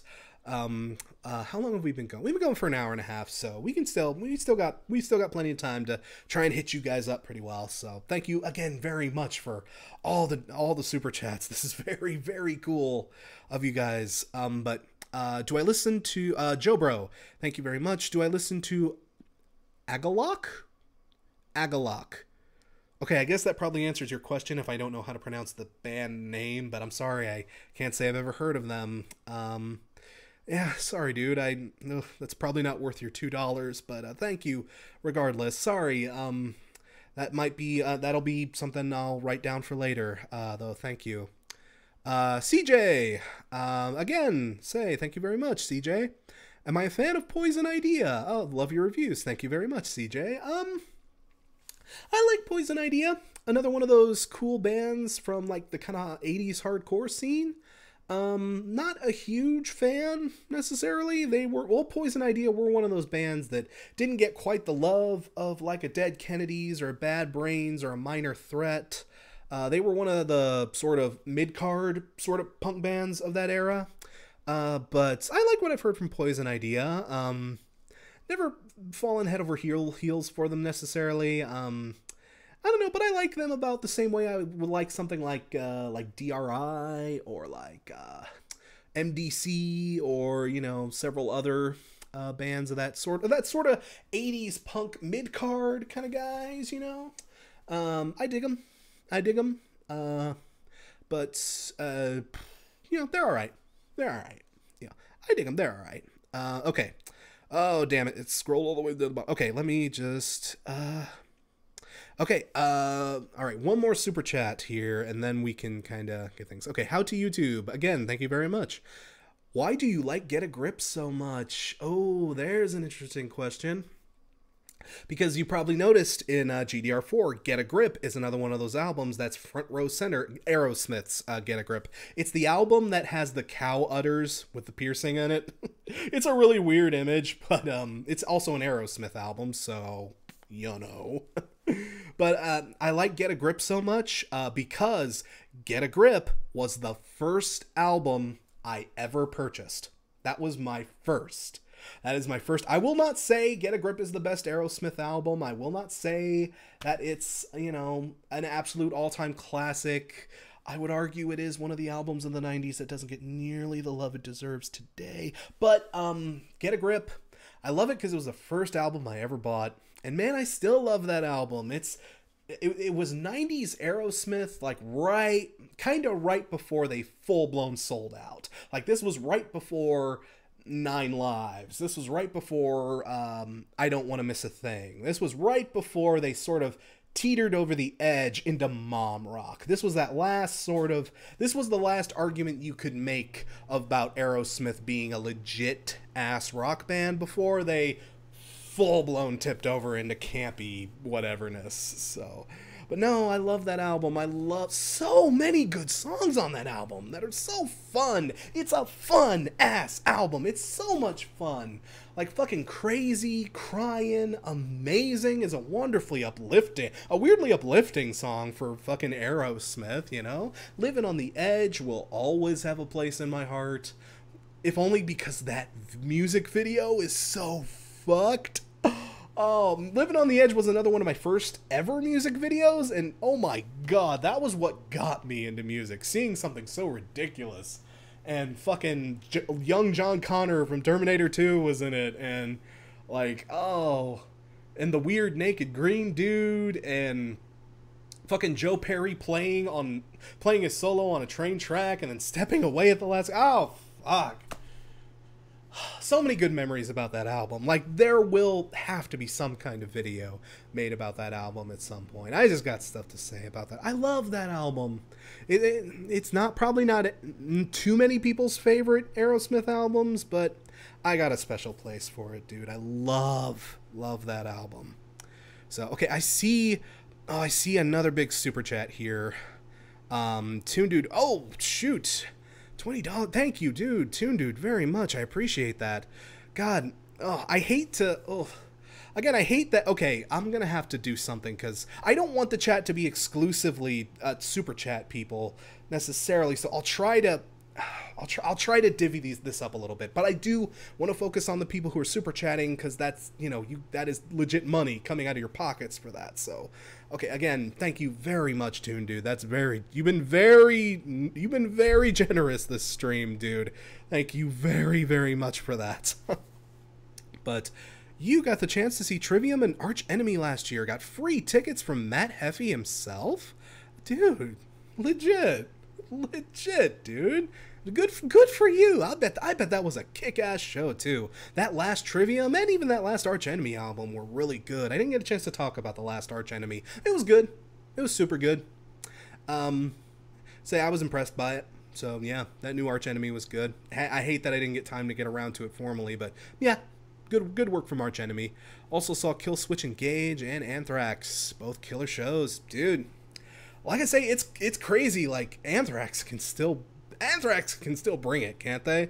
Like, man, Anthrax is still good after all these years, man. Like, oof. Again, it's great. It's great to see that. Oh man. Again, Anthrax, they're like the lowest part of the big four. They're like the bastard child of the big four, but they don't deserve to be. Some of their best stuff is really goddamn raging, and that last album was really goddamn good. Oh.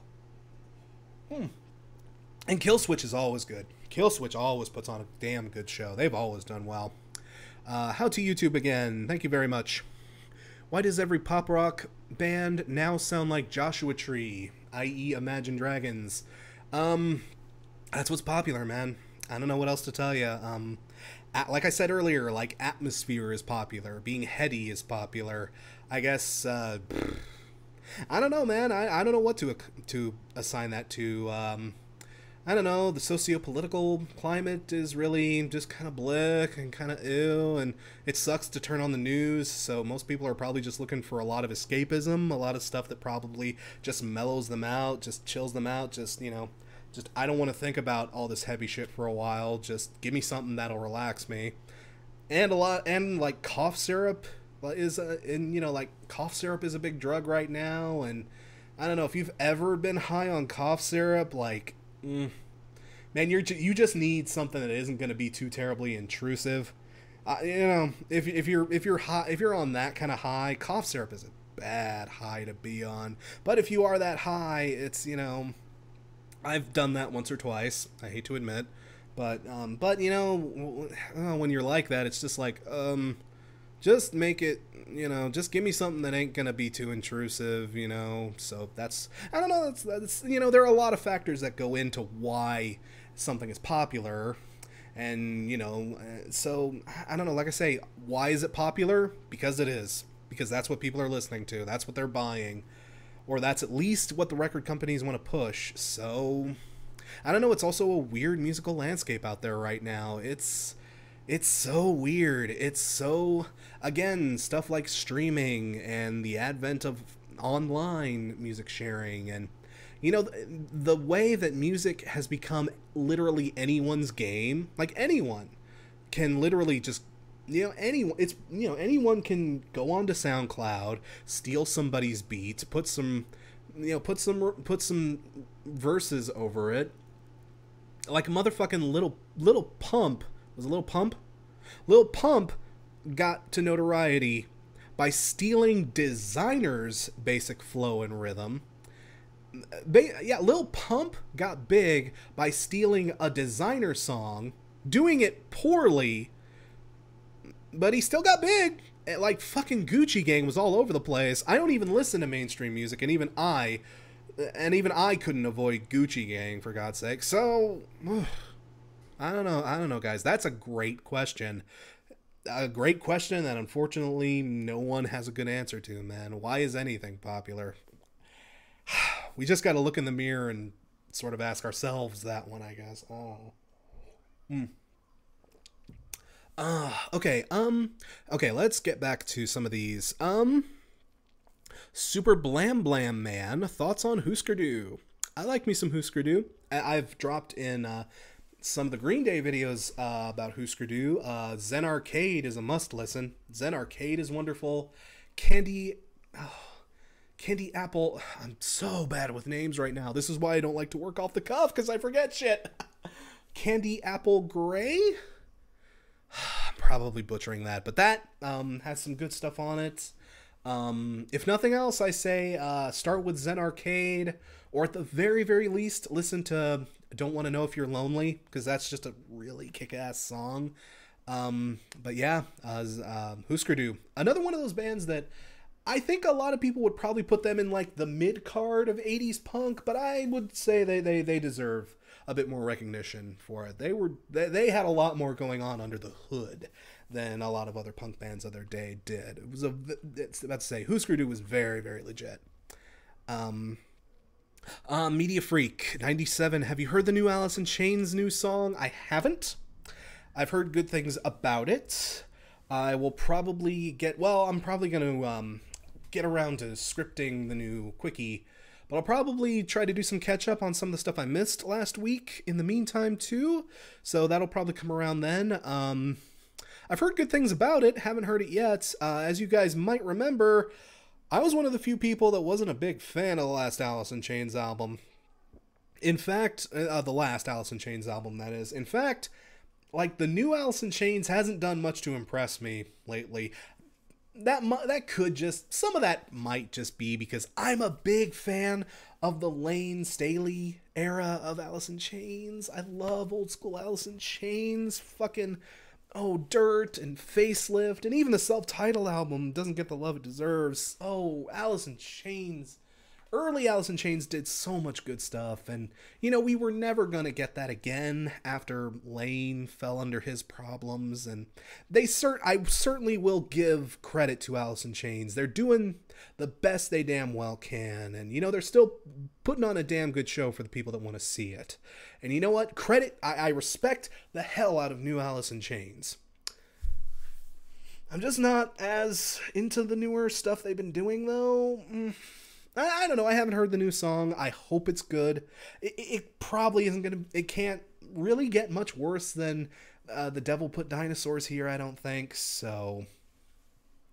I don't know. I'm optimistic. I'm cautiously optimistic about the new Alice in Chains. Rosen has a question.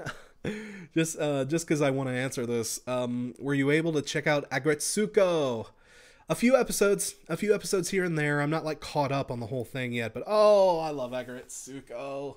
I don't know. You guys know I'm a sucker for cute shit, and Agretsuko, in case for those of you that don't know, it's a new anime that's going around. It's on Netflix, and it's just about an adorable red panda who works in an office building with a bunch of other animals, and she hates her job, and it's very kind of like The Office. It's, you know, one of those slice of life sort of comedy sort of things, except her whole deal is she karaoke's really angry metal music to vent her frustrations, and that's such a cool hook for the show, because the stuff they do with that is really cool.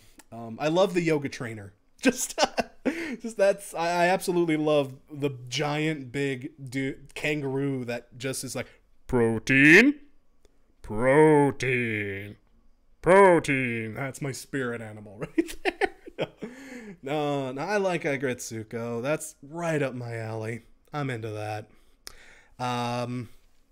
Zenny X60 has a good question. Favorite Slipknot album? Dude, I'm a little weird in this one. See, I love the fuck out of Iowa, because, man, that was when Slipknot really became Slipknot.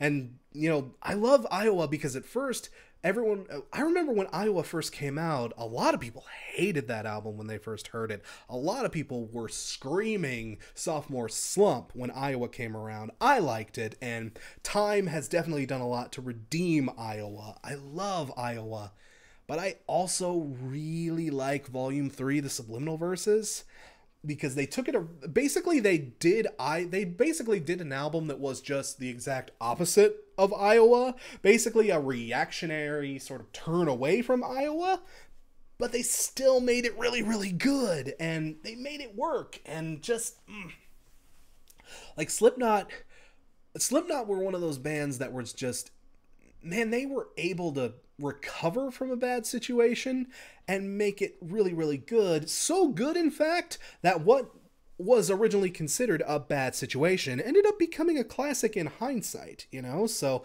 props to Slipknot for making that happen. There are very few bands that can pull off that kind of magic. But yeah, man, again, depending on what day you catch me, I would say either Iowa or Volume 3. But they're both really, really great albums. Slipknot is another one of those bands that's had a very solid career. Like, we haven't gotten anything too bad out of them yet. I hope it stays that way. I've seen this question pop up from a few people. Harrison Campbell has dropped this, though, so I will address him. Have you heard the new Wonder Years record? I have. I've only given it one spin. Still kind of forming my thoughts on it. Again, it's another one of those albums that's a bit of a departure. It's been... that one hasn't been Patreon requested, actually. But it's the Wonder Years, so I'm going to cover it anyway. Probably in a more traditional catch-up quickie. But yeah, I've only given it one solid spin thus far. I like it, personally. It's different, though. It's not quite what I was expecting. But I like it so far. I dig what I've heard. It's got a few melodies that have stuck in my head. I don't know. I dig it. I want to give that one a few more listens before I get around to talking about it. Like I say, that'll probably be another catch-up somewhere down the line. But yeah, I like the new Wonder Years. I heard it's not selling well, which sucks, kinda. I don't know. Apparently, the fan base isn't as on it. Apparently, but I don't know, I like what I've heard so far. Let's say I'll have to touch back with you on that one, my man. Oh, here we go. Masla Jama? One of those. Thoughts on Beastie Boys? Oh, classic, man. The Beasties. Oh, the Beasties gave us so much good stuff. Like, I'm not one of those, like, I like Paul's Boutique. I'm not a Paul's Boutique snob necessarily, but again, Paul's Boutique is one of those albums you could say is one of those albums that everyone hated when it first came out, but upon hindsight and upon further good work from this band has become a new classic sort of in retrospect. Like, people went back to that album collectively and said, oh yeah, we were all dead wrong about that, you know? So yeah, no, Beastie Boys were great.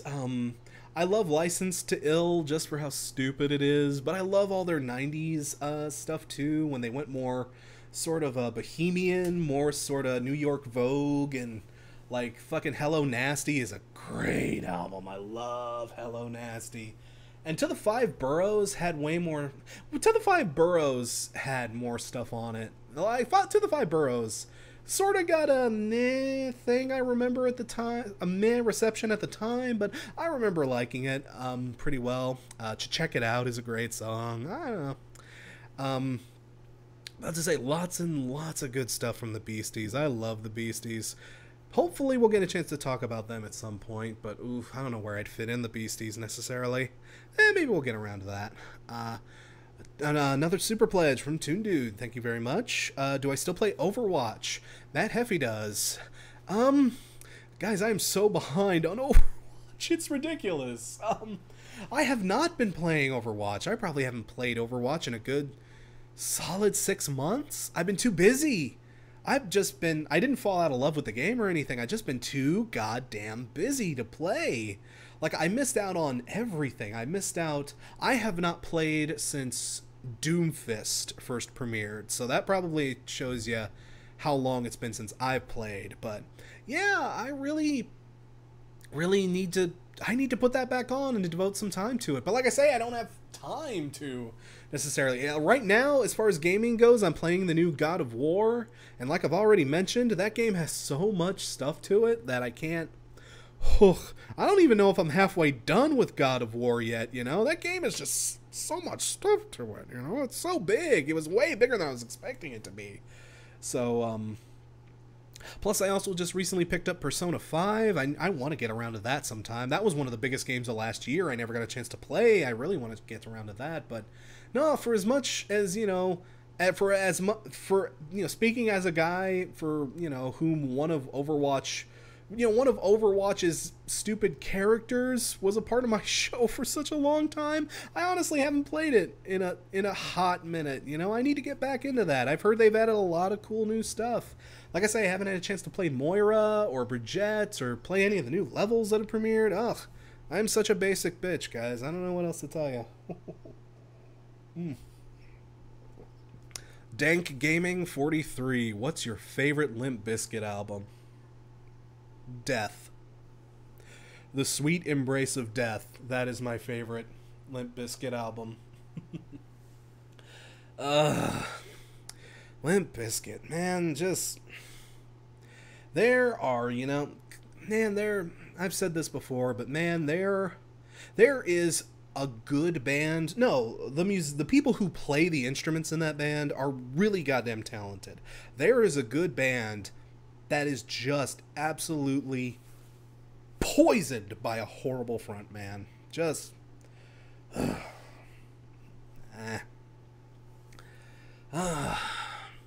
I would love for Limp Bizkit to pull like an Alter Bridge and find somebody who's not the biggest twat in the universe to help them make an album. I would love to see what an experiment like that would bring forth, but man, oh, just it's so hard to divorce Limp Bizkit from Fred Durst and everything that dude does. So it's just like, well, the other guys have done other stuff, nice stuff here and there. Wes Borland has a goofy little side project called Big Dumb Face that I like, and and you know, DJ Lethal has his work with House of Pain to fall back on and stuff. And yeah, like I say, there's I'm gonna stop talking about Limp Bizkit now. It's making me depressed. I've seen this one pop up from a few people here and there, but Oyularen Adami? Oyularen, oh, I'm sorry, I'm totally butchering that. Thoughts on In Flames? Oh, okay, you want a band that depresses me? Oh, In Flames. They started out so good. In Flames had so much good stuff, man. Friggin' Horacle, Clayman, fucking, fuck. Oh, the album with the white cover and the dude ripping his heart out on the cover. Oh, I'm going to completely forget. Beyond? No, it's not. You guys will let me know in the chat what that album is called. In Flames had so much good stuff. The Jester Race, that's another good one. But In Flames were so hot. They were one of the bands that got me into melodic death metal, man. They were one of the... Come Clarity, yes, Crazy Man and Hello Nerd. Come Clarity, Come Clarity is like one of my favorite In Flames albums. Why couldn't I remember it? Oh, I'm bad at this. Why do you all watch me? I'm terrible. But no, In Flames, so much good stuff. But then pretty much right after Come Clarity, they just got so boring. Everything they have put out since that album has just been steadily more boring until it's just, I couldn't even get through that last one they put out. Oh, that last one they put out, I figured I'd give it a college try. Like I say, I liked Old In Flames. I always want to see them come back to us. But man, the last few albums have just been so blasé, so uneventful, so uninteresting, so nothing happening on them. And the thing is, the band too, they just have no interest in doing anything else. Like the stuff they're making, this is what they want to be making. This is the direction we have chosen to go into, and we will proceed forward with this. I don't know, a lot of their reviews are just like, you know, they mostly wish people would move on from what they're doing.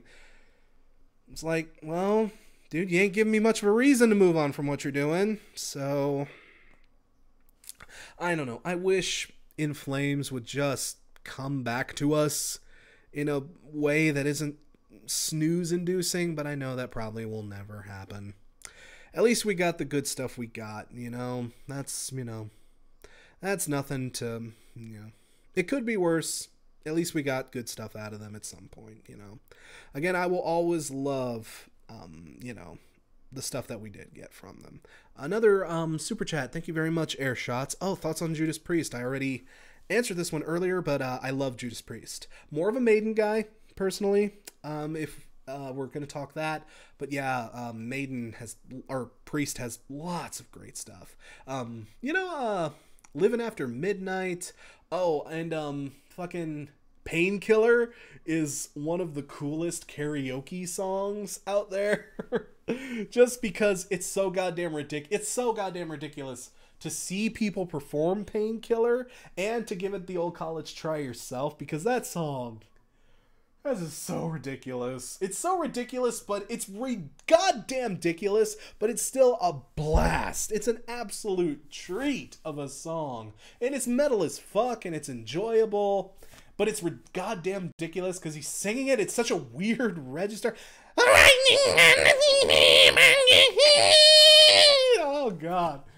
Oh, and that note at the end, that is just, I love long ass drawn out tests, like the ending to Judith from A Perfect Circle, or like, you know, those last notes, or, you know, those moments in a song where they'll just hold the note for as fucking long as they possibly can. He is the painkiller.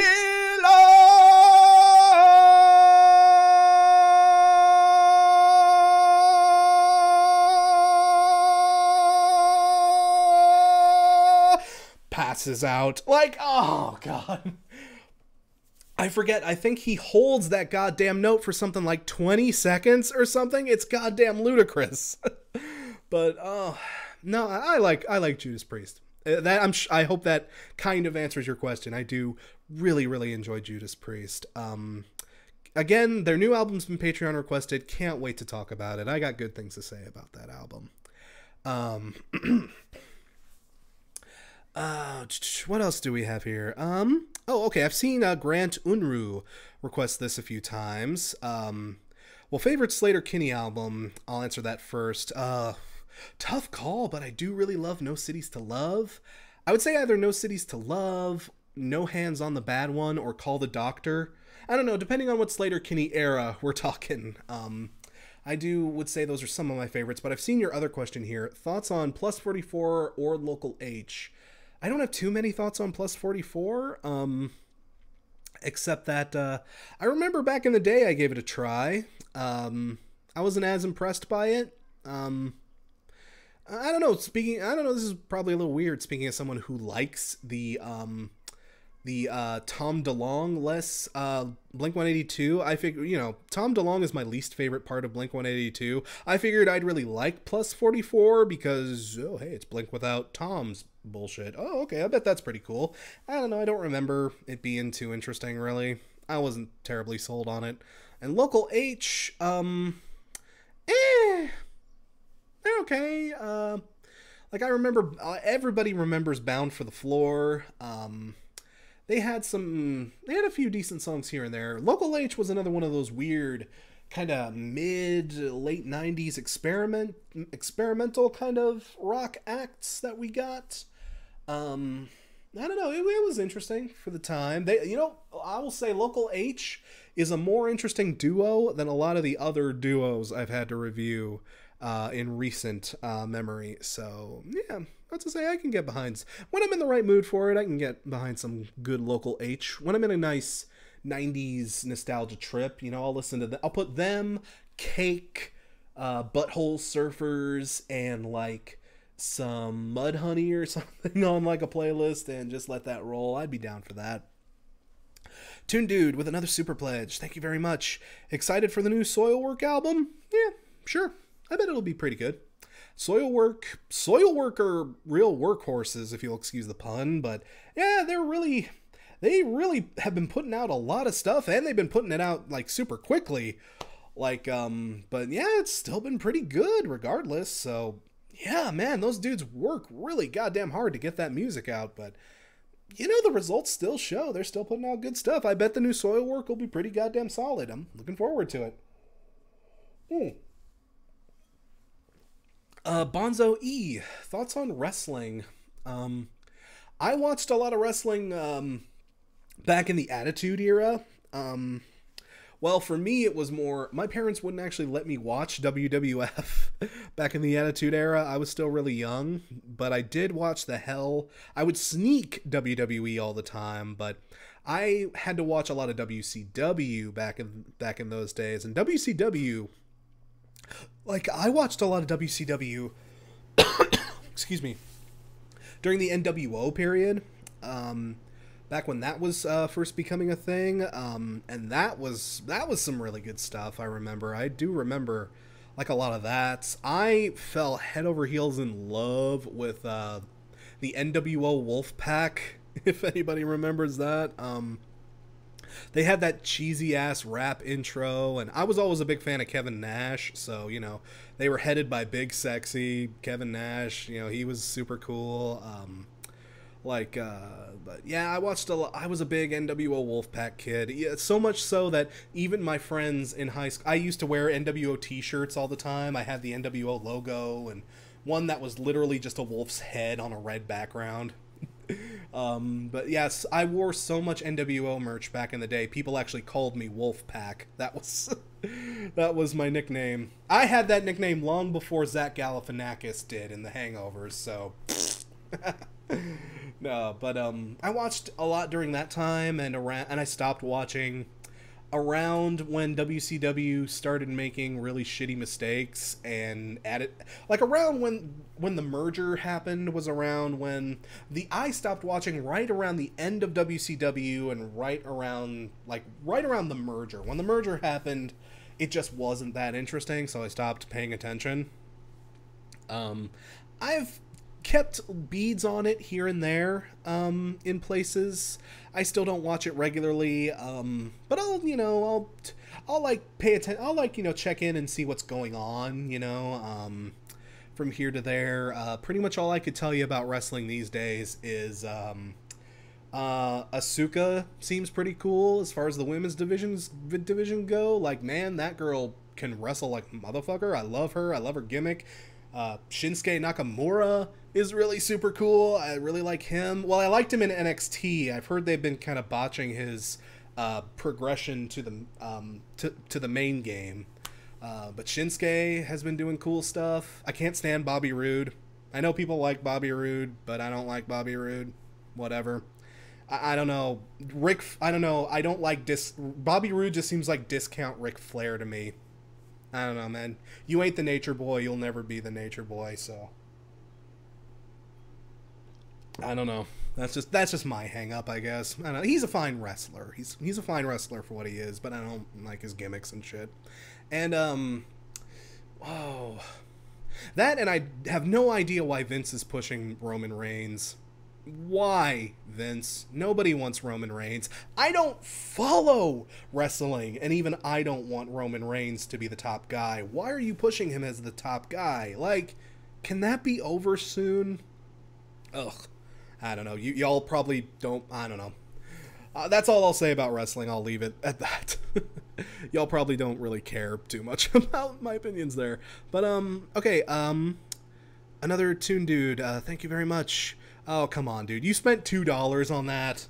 You spent $2 on that. Why do we drive in parkways and park in driveways? Dude, you ain't getting a refund for that question. I'm sorry, dude. As I say, yeah, Parkway Drive. Super Blam Blam. Yeah, that brings us into that serves as an interesting little transitionary thing. Parkway Drive. I don't really know anything about Parkway Drive, but their new album has been Patreon requested. And I've heard their new album is really contentious. I've been hearing from people that apparently... I've heard from people that it's... Well, from some people I've heard that it's actually pretty good, but apparently the fan base doesn't like it. Apparently it's one of those what the hell were they doing sort of situations, and old fans are a little grumpy about it. I don't know, I haven't heard it yet, and I'm not well versed in Parkway, but this will be an interesting review to tackle, especially from an outsider looking in perspective. So, yeah, that'll be an interesting one to go to. Oh, here's an interesting one. The Ink TV thoughts on Dead, DED Dead. I actually got a lot of requests for Dead last year when their debut dropped. I got a lot of people saying, "Oh, Crash, this is worst album of the year material here. This is some of that awful new metal. This is some of that awful new metal stuff that, boils your piss. Oh my god, dude, you should cover this because you're gonna absolutely hate it." And I went into it, and I figured, oh well, okay, let's see what this is about. I guess people. I don't know. I'm a critic, so it's my job to sort of sit through this stuff and and suffer through it, So I gave it a try. I listened to it, and it wasn't as bad as everyone told me it was. Like it's not that bad. It's not great. It's not album of the year material or anything, but I've heard way worse than that album. You know, people were selling this to me like it was the next From Ashes to New, or you know, the next new metal embarrassment that was gonna make old Crash come back and scream. You know, red haired Crash. You know, people were saying that's what Dead was gonna be. You know, it had its positive, you know, it had its ups and downs, you know. I remember their vocalist was, you know, really raw and visceral. The music wasn't nearly as bad as I thought it was going to be. But like I said, not album of the year means by any stretch of the imagination. But, you know, not as bad as I thought it was. Like, I listened to it. It was probably like, I'd probably say it's like maybe like a 2.5, maybe 3 out of, maybe if I'm feeling generous, maybe a 3 out of 5, but it wasn't terrible for what it was. You know, the people that who honestly would get down with that kind of old school new metal sound, and the people who would have an open mind to stuff like that, you know, to the people that can listen to Limp Bizkit and not cringe their heads off. This actually would be a good thing to pick up. You know, again, for people who have a strong stomach or who literally do like that sort of sound, I would recommend that to them, because it draws from a lot of the stuff that nu metal did right, while also taking on some of the worst qualities. But again, not everybody hates that shit. I mean, I hate that shit, and it's popular to hate that shit, but not everybody hates that. And you know, for the people that genuinely do and can get down with it, Dead sounded like a good time for those people, you know? So, I don't know, I didn't hate on Dead. I didn't hate Dead. They sound like one of those bands that when they do finally put out a stinker, it'll probably be pretty stinky. But, I don't know, as far as nu metal-ish debuts go, I don't know, I wasn't turned off immediately. It's no Cane Hill, by any stretch, but hey, you know, best of luck to them. You know, it would be nice to hear some really good stuff out of them. Like I say, Cane Hill didn't impress me or detract me too much with their debut, but they turned it around big time on their second album. Dead could be another case like that, where we could see better stuff out of them, but this first go around, it's not great, but I didn't hate it as much as some of you guys apparently did. You know, I don't know. Best of luck to Dead. I got no hard feelings or anything. Okay, we are at the 2-hour mark, so we're about where I want to wrap this up. But let's answer a few more questions just here and there. You know what? We'll do kind of like a little blast through. We'll try to answer some questions quickly instead of rambling on like I do. Okay, Riddy. Oh, Riddy, I see you comment a lot in the sections. Thank you very much for the super pledge, Riddy. You're listening to The Spark while watching this. Oh, I hope you're liking it, dude. Like I say, that was my album of the year last year, and I know that was a surprise, kind of out of nowhere choice for a lot of people, but, dude, I love that album. I still love that album. No regrets. No regrets. That album is so goddamn good. Again, like I say, I'm happy to put that. That's a gospel I'm happy to spread, because not everybody is like onto that, or a lot of people are like, The Spark? Enter Shikari? Really? No. It's good. It's good. It's good. It's good. It's super goddamn good. Guys, go listen to it. Oh, it's wonderful. Oh, it's wonderful. Okay. Matthew Cochran, are you a fan of Doctor Who? I'm not. Sorry. Doctor Who is the Wien of, like, television. No idea where to even start with Doctor Who. I've seen a few episodes here and there. I like what I've seen, but I haven't gone full hog. Thoughts on Black Halo by Camelot, Classic Jaguar? Is that the new one? The new Camelot has actually been Patreon requested. I don't know if that's the new one, though. I've heard some Camelot here and there. I like what I've heard, but you know, it's good for what it is, sort of orchestral, sort of power metal-y, sort of wah, sort of, you know. It's good for what it is. We'll have to see how that new album sounds, but yeah, no, I can get, Camelot is a band I can get into when I'm in the mood for it. Thoughts on the Chelsea Racer 24T? Thank you very much for the pledge, Racer.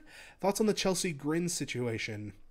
Oh, I haven't heard a lot of this, but I heard there was like a weird, like, abuse thing, like a weird thing. I don't know this Chelsea Grin situation. I've only heard whispers here and there about it, so I won't comment on it necessarily. Um, I don't know. That sucks. I'm not a big fan of Chelsea Grin, but I have friends that are fans of Chelsea Grin, so I don't know. It sucks that that's a thing we have to deal with now with them. Ugh. I don't know. I don't know enough about the situation to comment, so sorry. Shadow Theory was the new Camelot. Okay, thank you very much, Jake. I appreciate that. Black Halo came out in 2005. Damn great, actually. Okay, I'll put that on my backlog to listen to. So, okay. Oh, okay. Dante Natasi, favorite Smashing Pumpkins album. Oh, dude, how you gonna say no to Melancholy and the Infinite Sadness? I don't know. That's my first pick, but man, I also really like Siamese Dream. Like, ooh. Again, depending on what day you catch me, but I'll probably more often than not lean towards Siamese Dream. How do you top Siamese Dream? Like, Siamese Dream is just such a perfect goddamn album. And it's a double album, no less, you know? Oh, man, that was just lightning in a bottle. Man, Smashing Pumpkins would never do that well again. Even though they still did pretty goddamn well with the rest of their 90s career. Man, Siamese Dream just oof. Well, I mean, I do mean Siamese Dream, but Melancholy, of course. Yeah. Tony, favorite Foo Fighters album. I don't know. Like, Color in the Shape is a nice, easy answer. I do love Color in the Shape. I'm also one of those weirdos that really stands up for Echo's Patience, Silence, and Grace. The first half of that album is the best Foo Fighters album we've probably ever gotten and probably ever will get. It loses a lot of steam by the end, though, which is kind of a shame. But, ooh, I don't know. Color in the Shape is the best consistently back to front good album. But man, Echo's Patience is like the most best super concentrated Foos that we've gotten. It just kind of has too much stuff at the back. Flourish, favorite Iron Maiden album and why? That's a tough call between Number of the Beast and Peace of Mind. I was exposed, weirdly enough, to Peace of Mind first. And through stuff like The Trooper and Still Life and other things like that. So I do really have a place in my heart personally for Peace of Mind, but Number of the Beast is also Number of the goddamn Beast, you know? Fucking, like, I would attest that like fucking it's just, yeah, I don't know. That is a battle that I cannot give you a winner for, but yeah, dude, both of those albums are totally albums you should all have heard by now, so yeah, definitely give those a spin. Thoughts on August Burns Red from Racer 24T? Haven't heard enough to give you too much of an opinion, dude, sorry, but again, it's one of those bands, like what I've heard, but I'm not sold on them necessarily yet. I almost, their newest album was one of the albums that got a Patreon request, but it was after I had to suspend the Patreon requests. Someone sent that in as kind of like a last minute kind of thing, so unfortunately that hasn't been Patreon requested, but I'm sure we'll have time to talk about them someday or another. Okay, let's answer just a few more, and then we gotta get to it. Himmelblah, Number of the Beast is a 6.66 out of 5. You joke, but I would totally say, yeah, dude, Number of the Beast is just, oh, it's like my favorite metal, one of my favorite metal albums, period. It's like one of my favorite albums, period. Just, like I'm sitting in a swivel chair and it's got me swiveling around like a fucking goddamn fool, but I love that album so much. Wow. Oh. Let's see. Cadet the Korean Scumbag. Favorite Descendants album. Milo Goes to College. Bar none. Just again, another piece of 80s punk. Oh, was that? That was 80s, yeah. I don't know where I'm at. Just another piece of 80s punk perfection, dude. Just you just Milo Goes to College, just so much rage, so much energy, so much bravado, and all in just like the tightest, most compact little package.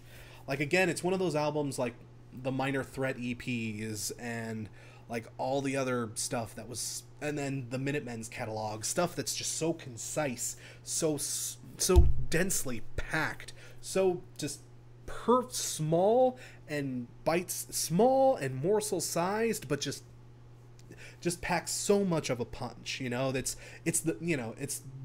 Like that whole album is just nothing but tequila shots of brilliance, just oof oof oof, just oh yeah. And okay, let's wrap it up on Dan Man 1950 here. Well, you know what, let's do two more here, because Jira here has thoughts on The Long Shot.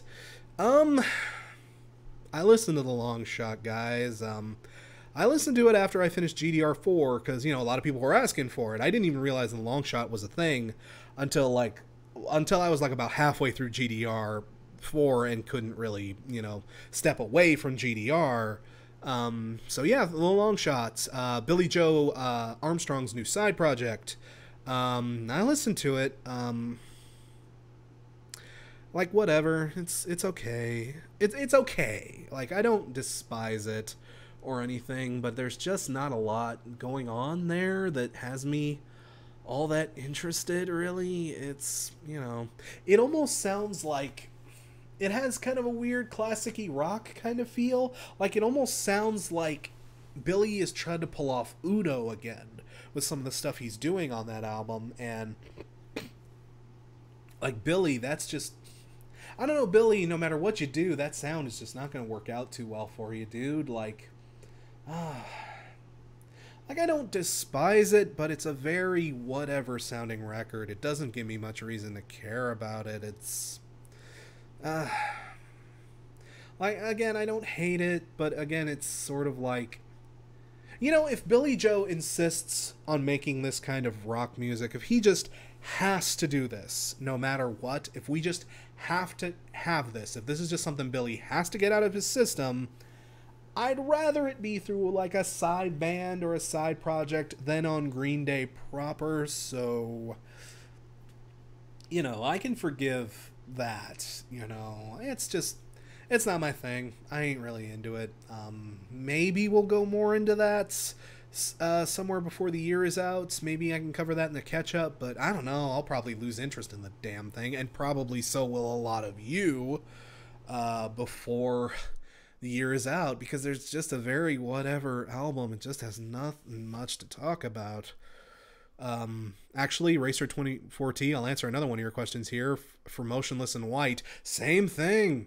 It's just, it's another Motionless in White album. It's very bland. It sounds just like the last Motionless in White album I listened to. And the lead singer still sounds like a weird gothy Chad Kroeger, so that doesn't sit well with me. So, yeah, sorry guys, I'm not big on Motionless in White. And I don't know, that new album just did not impress me in any way.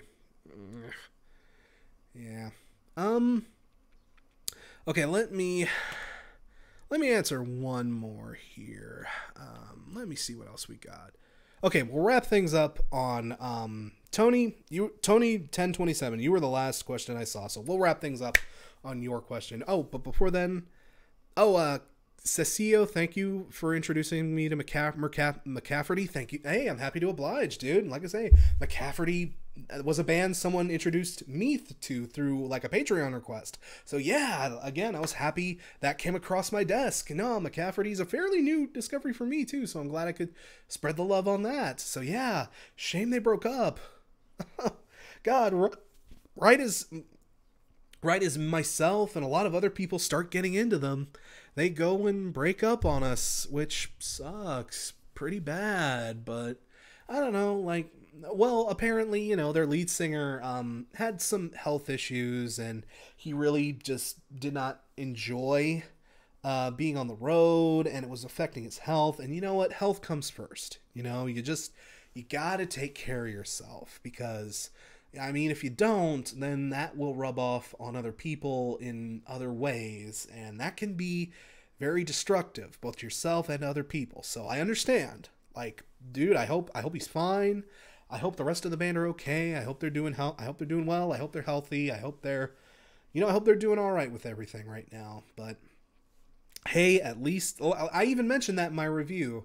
McCafferty was one of those weird bands that, just burns really bright, really hard, which means we probably weren't going to get a lot of good stuff out of it. What means we probably weren't going to get a lot of stuff out of them as a result of that. And sure enough, it looks like we aren't going to be getting a lot of stuff out of them. But the stuff they gave us, I'd say it was worth the ride, man. So yeah, no, I'm happy I could help you out with that. But the last question a long while back was from Tony 1027. Thoughts on U2? U2 is another one of my favorite bands. I love U2 to death, but I've had no opportunity to really talk about U2, at least in any depth. I've been able to review a few of their most recent releases, I was able to review both Songs of Innocence and Songs of Experience, which, unfortunately aren't, the best U2. Well, Songs of Innocence was pretty good. It was better than most people gave it credit for. That album was marketed horribly. Thank you very much, Apple. But, the album itself, the music on that album, was really goddamn good. Especially considering it was a free album. Yeah, y'all definitely got more than your money's worth on that. So, no, but Songs of Innocence was good. Songs of Experience was really a letdown, though. But, again, it was one of those albums that, like I say, Bono wrote an album with the expectation that Trump wasn't going to get elected. And then Trump got elected. So they had to rewrite everything. It came under a lot of last minute revisions. It sounds like a rushed, hurried album that doesn't have the polish it should have. And, as much as I don't envy their situation there, I really don't envy that situation, but at the same time, I still got to listen to the music at the end of the day, and the music it's not as good as U2 should be, and it just isn't a very fun album to listen to. It's really not. So someday, hopefully, I do plan on doing a How to Get Into on U2 someday. That might be the very next one we do after Rush.